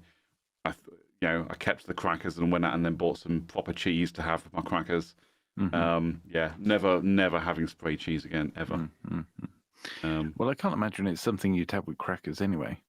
I think that, but I honestly thought that was the point of it, is that you literally sit there and just go cracker, spray cheese. That's what I've seen in movies and stuff. I mean, cheese for the cheese. I mean, it's not really cheese for the sake of cheese. It's the sort of cheese that I would expect that you'd like. Oh, I've done a hot dog, quick spray. Done a burger, quick spray. Yeah. Not like, oh, I'm going to have a delicious selection of biscuits for cheese that I bought from Marks and Spencer's. I'm going to put some spray cheese that somebody's brought over from Philadelphia. Well, that was it. It's not like I went to some Philadelphia actually on it. Exactly. I was like, it's not like I went to old Marcus and Spencer's and bought a nice selection box of biscuits and crackers. It was literally a pack of Jacob's cream crackers. That was it. Right, okay, fair enough. I didn't spend a fortune on the crackers. I'll say that.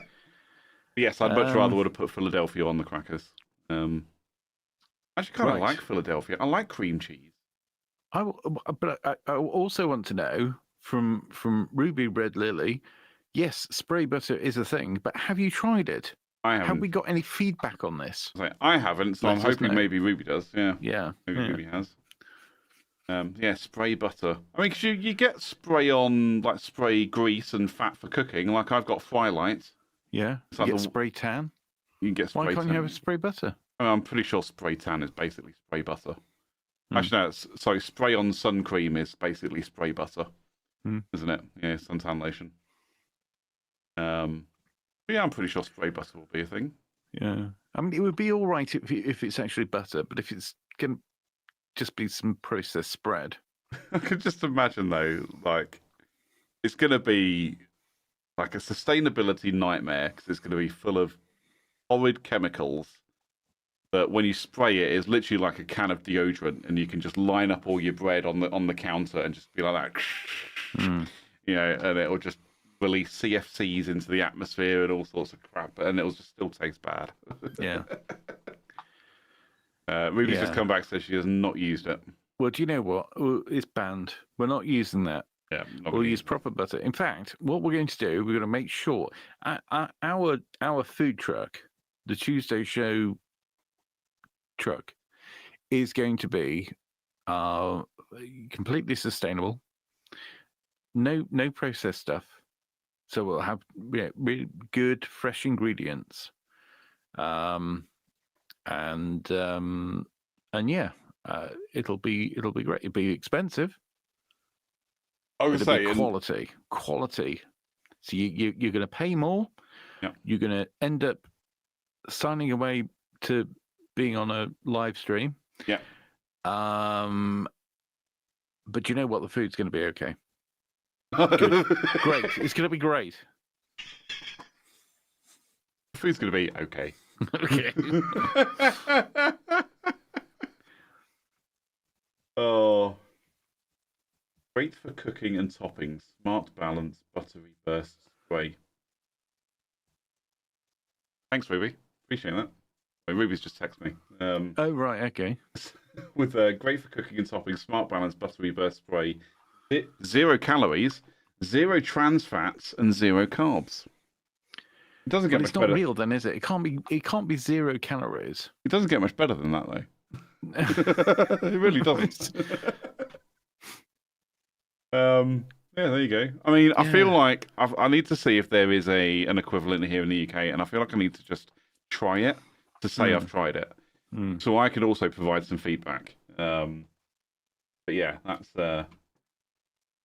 yeah. Talking of 0 calories and spray, have you ever had a can of spray water? No, I just use regular water. Well, no, because it's the thing. And I know I had a can of it once, and it's handy if you're out and it's a hot day. You spray yourself. It's like a bit of a mister. It's literally just water. I mean, I could do that with any spray bottle ever. Yes, but it was just a Nice little gimmick, right? yeah. Fair enough. Yeah. The only time I've seen water in a spray bottle was there's a company I worked for that was a diamond manufacturer. And they basically came up with a system where diamonds could be used for filtration. So you would basically fill up this bottle with just tap water, and then the action of spraying it through the specially designed filtration system in the head actually completely removed all. Well, they said it removed all impurities and blah blah blah, and you could clean with it. It would actually be antibacterial at that point. Okay. It smelt like a big pile of bullshit to me when somebody said that. I was like, yeah, you're going to have to prove that because that sounds like bollocks. Yeah. But people are like, washing their desks with this thing. And I'm like, I still bet the cleaner comes around with a bottle of Ajax and wipes the desks down themselves like that as well. Because there's people like coming out of the toilets and then spraying their hands with this water bottle and rubbing their hands. And I'm like, not going to touch anything you've touched. Thanks. Yeah. Yeah. I'm good. Interesting idea though. And they were diamond manufacturer. Yeah. But So- they actually make diamonds. They make them. They grow them. They grow diamonds. So Okay. there's a couple of different processes. Sure, you compress to make diamonds, don't you? So high temperature, high pressure compression. Again, you basically just take the raw carbon materials and you compress them to make diamonds. But it was done in such a way that you could basically shape them how you wanted. You can basically arrange. It was very, very scientific and way over my head, but you could effectively arrange the molecules how you needed them arranged for whatever the design process was. But then you could actually grow them as well using tungsten carbide. Or like there were different. So again, you could also add different elements to it to change the color. But what they did, so there was actually quite a big thing in the automotive industry that they were involved with, where speaker systems in cars have really tiny little domes over the top of the speaker, and they were made of diamond, and they were grown diamonds. Okay. Yeah, it was fascinating. I found it fascinating. Way too scientific for me, and I like to think I'm fairly smart and can understand a lot of different things. But when they were explaining that to me, I'm like, nope, straight over my head. Not a clue. I was like, okay, you make diamonds. Good stuff. Thanks. You're also part of a bigger company that mines diamonds, but you also grow them and make them yourself, which is pretty damn cool, if you ask. Yeah, that was really. I found that fascinating. But yeah, they used to grow them. Make them. Yeah, there was two ways of doing it. Like I say, there was the high temperature, high pressure, and the chemical growth. What will they think of next? No idea. No idea. How do we get onto diamonds? I do not know. Oh, water spray, yeah, antibacterial BS. As I say, it's nonsense. it's just nonsense. Oh, it's very technical and they're very smart. And it all went over my head. But do you know what? Actually, total bollocks. Well, the way it was explained, it was like, oh, it's a diamond filtration, or it basically completely purifies the water, and so it therefore it kills bacteria. It's like, is that how antibacterial works? Because I don't think it is. I'm pretty sure you have to place the chemicals on the bacteria to kill it, not just purified water. Yeah, the problem is it's probably one of those things that makes sense, that actually works, but it's not really comprehensible enough for people to be able to accept it as working. That's it. It's probably one of those where if it does work, great. I mean, it would be silly if they were marketing this product and it didn't actually work. That would be a very bad business move. I think I just couldn't wrap my head around how that would work. So again, in my head, I'm thinking, well, when you get antibacterial spray or even hand soap, there is something in there that actively kills bacteria. Which is more than water. Yeah, I think if it was totally pure, and that's the purpose of it, that's one thing. Mm. But I think for the way that we are, the way that we're conditioned, the only way of getting people to really adopt that would be if it somehow also smelled of lemon. Yeah, and created bubbles. Yeah, because that's the thing. I don't know where this thing came from, but the idea of doing the dishes or washing your hands, the purity side of it or the cleanliness side of it comes from making bubbles. Mm. But not in a dishwasher. Everyone's okay with that not happening inside a dishwasher. Yeah. So I don't know. Like if you go and fill your car up with petrol, Mm. and if the pump was designed in such a way that it was completely silent, you'd be like, hang on. Is it even doing anything? Is it even doing anything? Yeah. Or they're just turning the numbers down and Yeah. they charge me money for nothing. That's it. You've got to have, there's got to be a tiny little bit of discomfort, Yeah. but enough to tell you that something's happening, that you're Something's getting happening. some sort of value from something. Yeah, no, exactly. Yeah, yeah. Hmm. Exactly that. It's weird. Well, I've got a theory with toothpaste.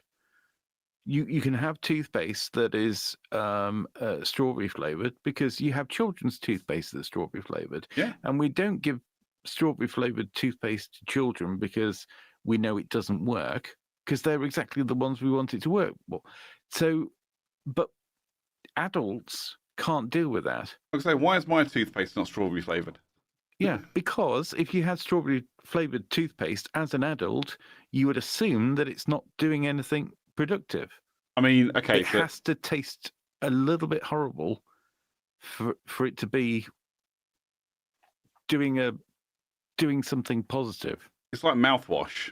Like there's this thing about if mouthwash is so overpowering in its flavor and basically burning your gums, if it's not burning the inside of your mouth through the amount of whatever's in it, you feel like it's not doing anything. Yeah. Now I bought a bottle of raspberry lemonade flavored mouthwash from the same company that makes my energy drink, Sneak. They basically had this thing, and they were like, "Oh yeah, we've made some mouthwash. You can buy it for £2 with free delivery." I'm like, you know what? For £2, I'm going to take a punt on this and see what it's like. And it was the first couple of times you use it, I'm just like, it doesn't feel like it's doing anything. It's not blowing my face away with flavor. Yeah. And it also tastes like raspberry lemonade. So now I've just got a taste of raspberry lemonade in my mouth, which is weird. I don't want that in my mouth first thing in the morning. So it's very much a psychological thing. I'm sure it's doing the same thing when when I look at the ingredients and compare that to like the bottle of Listerine that's also in my bathroom. I'm like, well, they're basically the same. Yeah. Except one's got more peppermint, and a lot of it. So yeah, it's a very weird thing. It's a weird conditioning of us as adults, isn't it? Like we shouldn't brush our teeth with strawberry flavored toothpaste. We shouldn't wash our mouth out with anything other than, tear your eyebrows off strength Listerine mouthwash. I don't know. The thing is, we've got to be able to understand things. Yeah. And we just don't go blindly believing that something's actually doing anything unless there's there's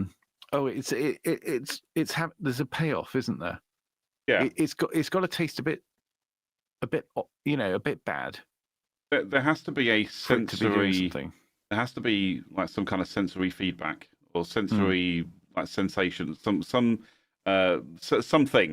smell, taste, sound. What it looks like. When you're washing something, you want to have bubbles, and it's clean.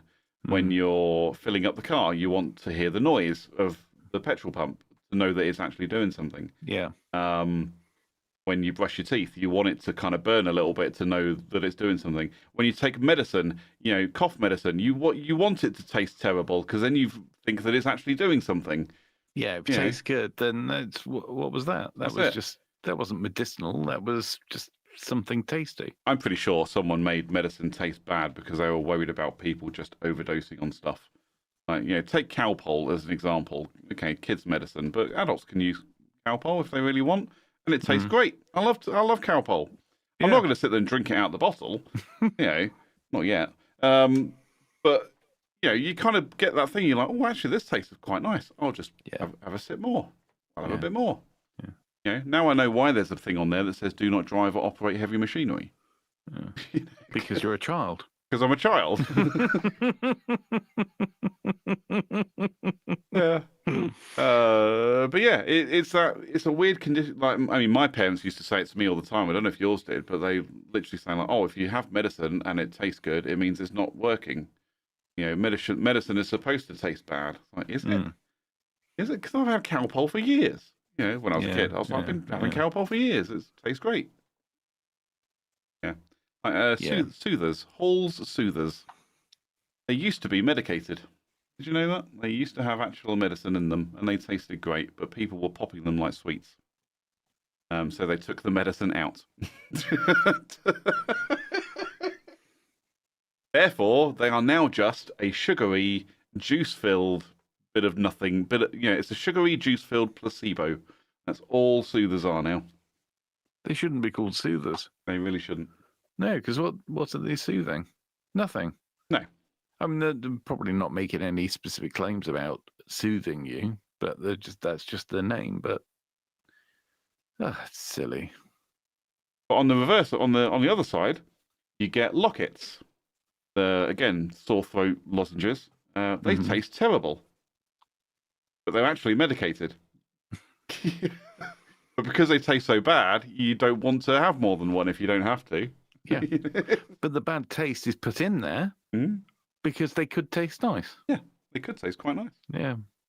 I mean, if I remember right, the last time I had Lockets, I think they were black licorice flavoured, and I'm not a licorice person. Yeah, it doesn't sound good. No. Yeah, I've never liked licorice.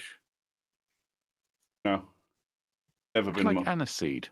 Yeah, and I think that it's aniseed I don't like. So when you get like natural licorice, there's actually a stick or a twig, which is what they used to chew on for licorice. Right. That doesn't taste too bad. Yeah. That's all right. It's the sugar, it's the sweets, the candied licorice, which is no, horrible. Because I remember you used to get aniseed balls. And I also remember, and I don't know whether it's true or not, perhaps somebody will come up in the chat, but dogs really liked aniseed. Okay. And I know this was definitely a thing, or not necessarily a thing, but a thing that people would have. It could have been a myth, but it was always, if you want to attract dogs, have aniseed balls in your pocket. And I think there were quite a few plots in the Beano where aniseed was used to attract dogs or something. Never heard of that. I was going to say I might try that, but I don't know why I would. No. I'm not trying to attract dogs or any animals. Yeah. No, I don't even know if you can get aniseed balls anymore. I don't know. It doesn't seem like the sort of thing you'd be able to get. I tried a sweet that was given to me called Toxic Waste. Yeah. I think I've heard of that. Yeah. It was so bad. It really was. It was as the name might suggest. Well, yeah. And you don't know, I don't know why children would like it, but it was so bitter. So sour. So I had to spit it out. It was horrible. I feel like that's something that's kind of, the sourness of sweets has kind of crept up over the generations. You can get like apple sours, and it's all like Haribo do sour sweets as well. It's almost like, the more sour the better. It's like maybe it's the modern day equivalent of, I don't know. I'm trying to think of something that we used to do as kids, which would basically prove you're a man or whatever. I can eat super sour sweets, therefore I'm manly. And if you couldn't, you were weak, or I don't know, some bullshit like that maybe. But then again, there's also that thing with it was Harry Potter with the every flavor beans. Where you get like literally, I don't know if you've never watched the Harry Potter films. I just remember one of them. It's like you get like vomit flavored bean, like jelly beans, earwax flavored jelly beans. Like you never knew what flavor you were going to get, and I think that became a thing after Harry Potter. Was you could actually buy those, and they would be every flavor, and it was literally a lottery what flavor you got, and if you're unlucky, you'll get earwax or vomit or bogies or something. I don't know. How awful. Yeah, it sounds terrible. So I therefore never tried them, but I know some people that did. Because they were Harry Potter nerds as well. Completely nuts about Harry Potter. Which always confused me. But, it did. I saw the first film at the cinema when it had come out. But I think it's I didn't really take any interest in it. No, so I think that was in the first film. There's a bit where Dumbledore is talking to Harry, and like everyone sent Harry some goodie, like care packages or whatever. And there's a bit about every flavour beans, and Dumbledore sitting there going, I was, unfortunate in my youth to get a vomit flavoured one. And then he eats one in front of Harry and he goes, oh, how delightful, earwax. And you're like, ugh, gross. Yeah. Anyway, Ruby's been back in. The girls loved toxic waste. Okay. Again, I think it's a youth thing. Yeah.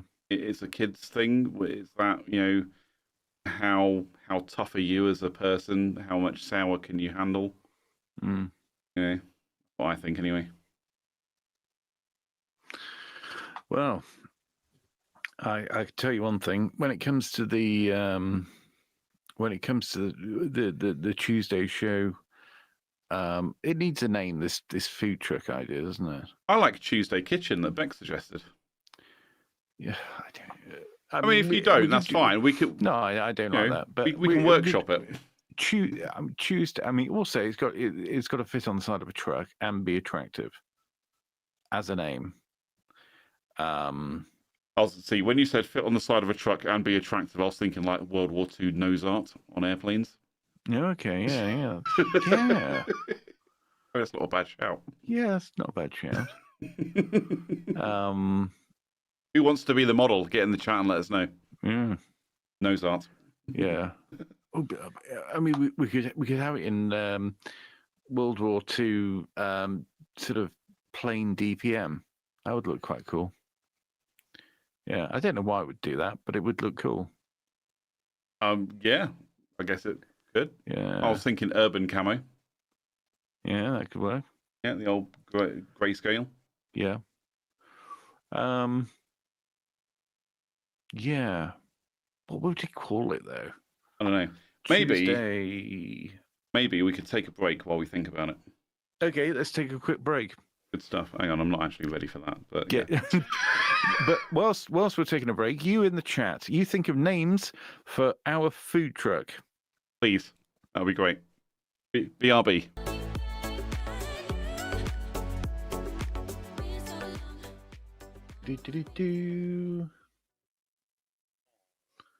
And we're back. We are back. Now I'm back. I forgot to unmute my microphone. Sorry, everyone. Oh, okay. Because I'm an idiot. We're back. But we're back. We are back. Sorry about that. I'll hold my hands up. I really needed the toilet. Sorry. Okay. I couldn't wait any longer. Fair enough. Right, now here's the real test. Yep. What the hell were we talking about before the break? Sweets and toxic waste. And name of the food truck. Yes, that was it. Name of the food truck. Yeah, so, we wanted to know the name of the food truck. What are we going to call the food truck? And I was about to say, get in the chat and give us some ideas. Yeah. Or did I say that? You did say that. Did I say that? Yeah, and it didn't work. It didn't work. Nobody came back with any ideas. Well, probably because they thought, oh, here we go. Yeah. Here they go. They're going on a massive long break. Everybody's got to take a shit. And then I didn't need to do that. And then they'll all go off and do their own thing and talk amongst themselves and put the kettle on. Yeah, no, I was that eager to get us back that I even cut a track short to get us back on the air. So yeah. Me talking like I'm on the radio, and we're back on the air. And we're back on the. And that was Badly Drawn Boy. In your ears. Coming in your ears. FM. Yeah. So, yeah. What are we going to? What should we call this food truck then? Well, no, it's. I mean, So bearing in mind, go on. I was just going to add that this is not only a food truck, but it's also a show. It really is a show. Yeah. Yeah. So it's a show and a food truck, and it needs a name that's probably the same name for both the food truck and the thing. Yeah. It's got to be attractive in person then and there, but it's also got to act as the show name. Yeah. So Mama Steiny's come in and said, "I need to know the menu before we name it." Well, the menu is basically going to be breakfast for the most part, but then we will also do burgers and probably hot dogs. Yeah. But then maybe by extension we might dip into corn dogs. No. Because I really fancy a corn dog. We'll go and get one somewhere else. Yeah. We're not doing it. I'll tell you why. Because then we've got to start having a fryer as well. Yeah. No, that's true. Yeah. I suppose technically we might have one because we're doing chips. Are we? But well, with the burger. Oh, okay. I mean, if we're doing hash browns for breakfast, that's true. Yeah. They're likely to be fried. So yeah, we'll do fries as well for the burgers. No reason why we can't do a corn dog.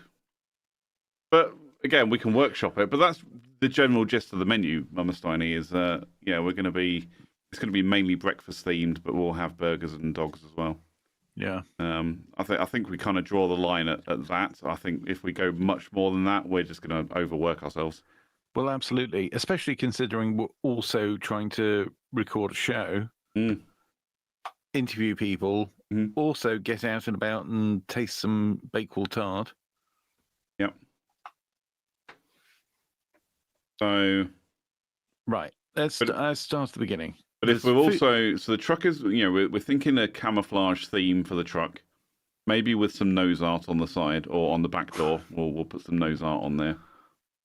I don't know. I feel like I'm just now thinking, well, that's just overcomplicated. We are overcomplicating it. Yeah, that's a marketing nightmare. Yeah, no, forget the camouflage. Apart from anything else, from a marketing point of view, we won't really stand out so well. Yep. Yeah. So, snack and chat. Mama Stein is in there. Snack and chat. I like it. Snack and chat.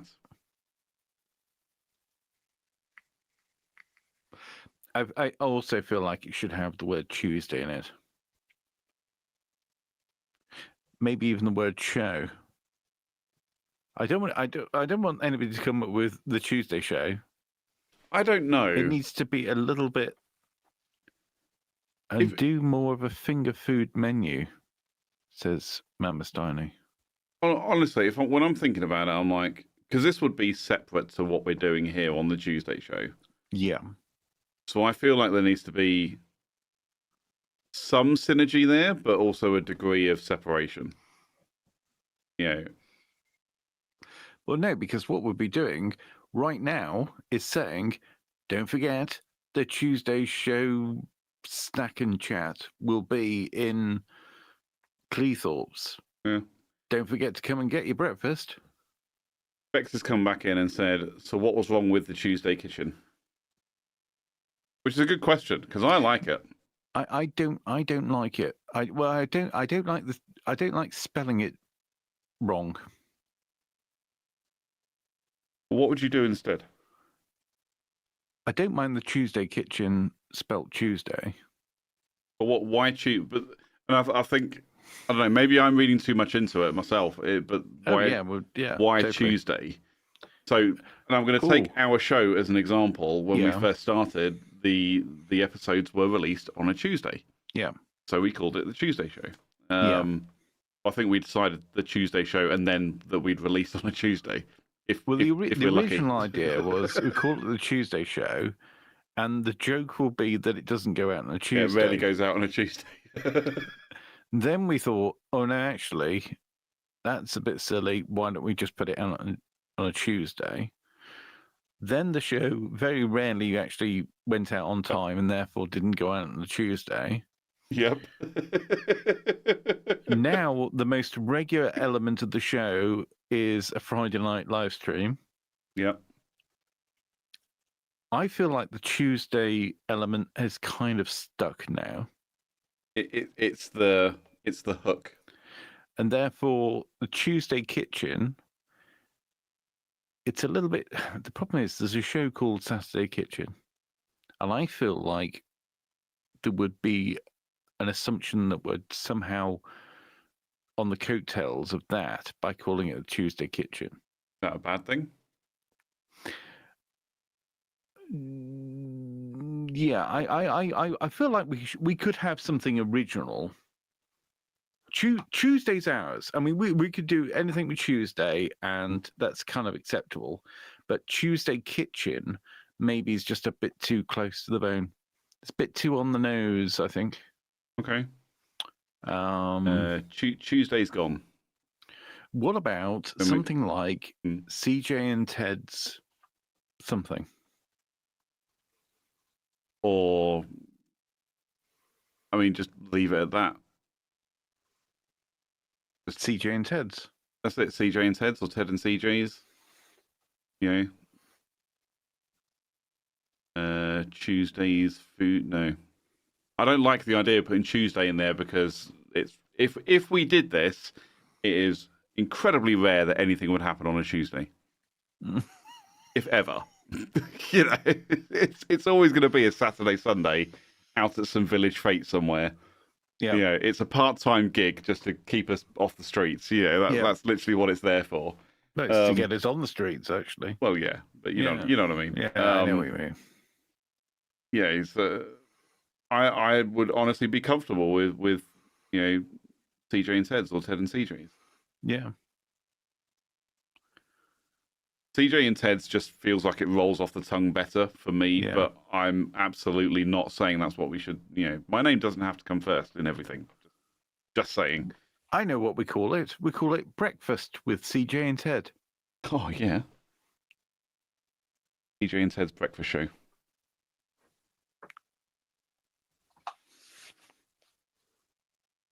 Breakfast with CJ and Ted. And we'll have like a radio or the breakfast box. I feel like that might exist already somewhere. Yeah, it sounds existy, doesn't it? Yeah. But breakfast with CJ and Ted. I'm feeling that. And we could have a little, like when we open the big shutter on. Because it definitely sounds like a show as well. And when we open the shutter on the side of the truck, it plays a little radio jingle. We'll get somebody on Fiverr to make one for us. Yeah. And like you say, make it sound like a show.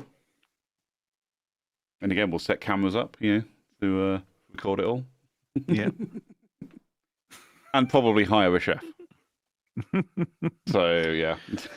Yeah. Well, no, like you say, I mean, it's not to say we don't want to do the work. We would quite happily do the work, and there'll be a large part of it where we're doing that and serving people and cooking and all that sort of thing.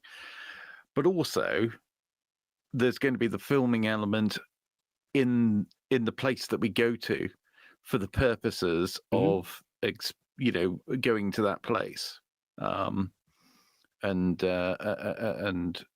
learning about a place. And I mean, if it's called Breakfast with CJ and Ted, clearly what we need to do is spend 2 days in this area to, number one, on one day go for breakfast and film it, and then number two, to make breakfast and sell it, and video everything, and like you say, live stream the whole breakfast experience on the food truck. Okay, here we go. This is what we do. We go there.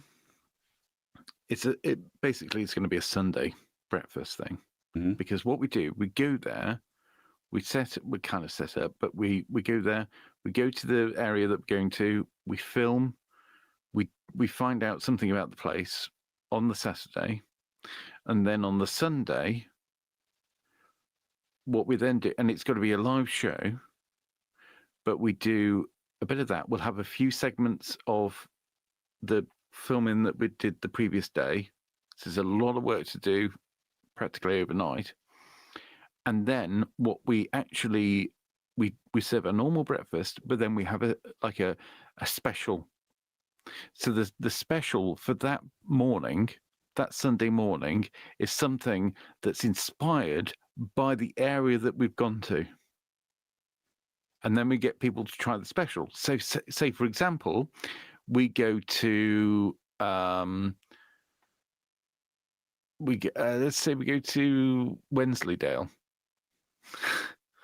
All right, doesn't take a lot of imagination, indeed, but then we'd have to have a Wensleydale cheese themed breakfast item that's on the menu for the Sunday morning, and we get people to try it. I feel like we definitely need a chef to tell us what would be good in those circumstances. Because I'm like, Wensleydale cheese. Well, what do you put on the breakfast item? What breakfast item could you add Wensleydale cheese to?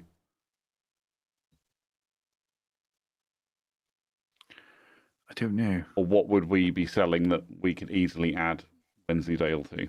I don't know. I think we'd probably explore that in the show. Oh yeah, maybe. Yeah. Maybe. Yeah. Yeah. Or what we could do, we could find somewhere locally, because we're not just going to suddenly pluck it out of thin air. We're not going to sit here on a live stream and go, where should we go tomorrow? We'll have this planned. We'll have it. Oh, that's We can't exactly do what that. we would do. We probably would. But to some degree, we'll have it planned, and what we'll do, we'll find some place that likes to actually have a good business, like a pub, or like a gastropub, or a restaurant, or something like that, that thinks, oh yeah, this sounds like, it's not going to cost them anything. It's a little bit of advertising, and get their head chef into the food truck to prepare the thing that we've kind of devised for that area. That could work. Yeah. Yeah. Yeah, pulling in having like a guest spot, a guest chef. Yeah, that could work. Then we're not even cooking it. No. In fact, that'd be better than us doing it, because then we've got then we're filming them doing it. There you go, ladies and gentlemen. This is how you brainstorm the next big thing. Try a good US style biscuit while you're at it. I'm here for that. So before we talk about US style biscuits, Bex has said James Martin vibes. Yeah. Because I think he does a show. He goes around different places, but then most of them do, don't they? Obviously, I don't know who James Martin is. Is a TV chef, but then Okay. Keith Floyd used to go around to different places. Jamie Oliver does it. He goes around the world. Yeah, they all do it. They all do it. But the difference is they're not doing it as a bloody podcast No, or a that's true. live stream. That's true. We're talking about doing a live show. Right? What you get is what you get. Imagine live. Imagine hairy bikers. Yeah. But we're in a food truck, and we're live. So, And we're not going on a bike. and that's what I mean. We're not on bikes. Yeah. and we're live. Exactly. It's just it's there. It really It's is. grassroots.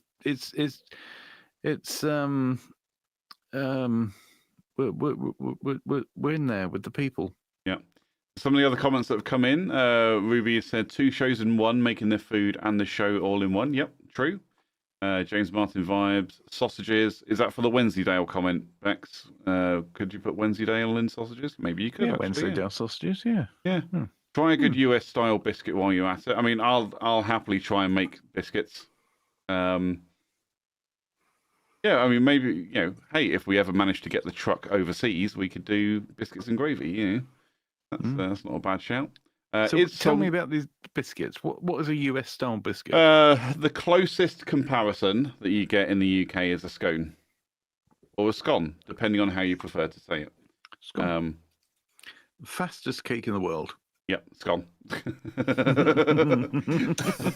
Classic.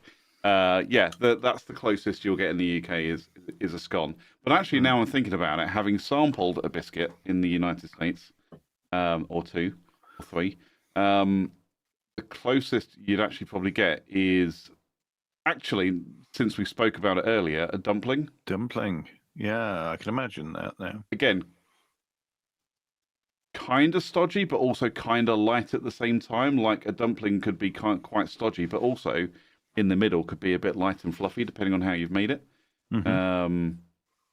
So yeah, I mean, we could try that. We could try making those. Yeah, I'd give it a whirl. As a closet American, I'll try making them. Mm-hmm. But every person in America that has ever heard anyone say that just cringes. Closet American, what the fuck? Yeah, but maybe this is where we attempt to get an American onto the show. Yeah, to make the biscuit. Yeah, to make biscuits and gravy. Yeah. Then we've got, so Mama Steiny said, is someone writing this down? We don't need to, because this is going to live in perpetuity on YouTube, so we can just refer back to it later. Yep. So who needs to write things down when you got video recording? Absolutely. All the evidence is here. Yep. You heard it here first. Yeah. Saturday, the 28th of September at 1:19 p.m. AM, not PM. What the hell am I talking about? Anyway. No, we're not writing it down, but it's being recorded on YouTube. Yeah. Until someone hacks YouTube and it all disappears. Yeah, that's right. Give it time. Yeah.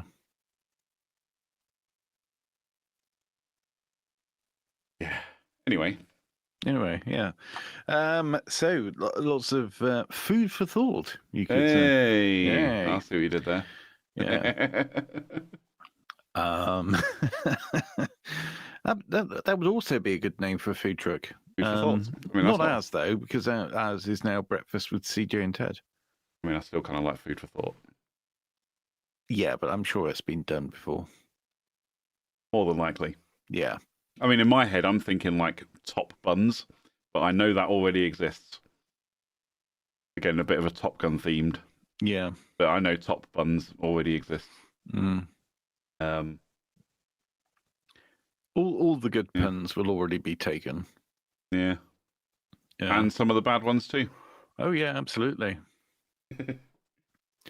I wonder how many chip shops are called somebody's place. Oh, literally, the chip shop I used to go to when I lived in Bedford was called Tasty Place. Yeah. Place spelt like the fish, as you were. Yeah. Which is exactly where you were going with it, but just for anyone that wasn't sure.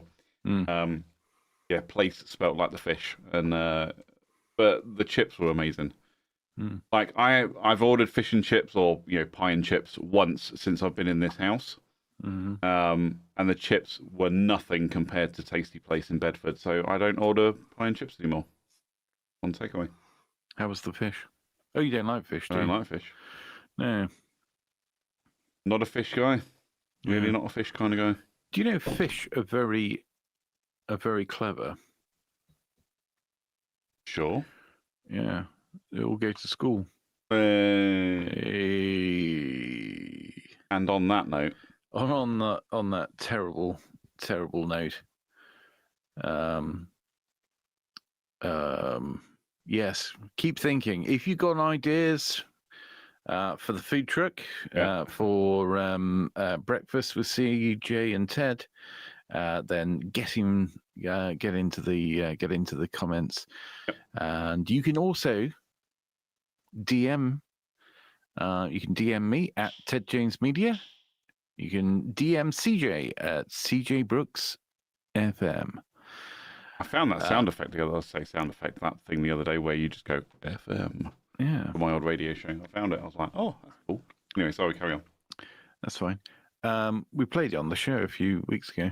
Good. Anyway, well, you've derailed me now. Email. Oh, yes. DM us, or you can email us at CJ and Ted at thetuesdayshow.co.uk. That's the one. And so until next week, where we'll see you nearly live.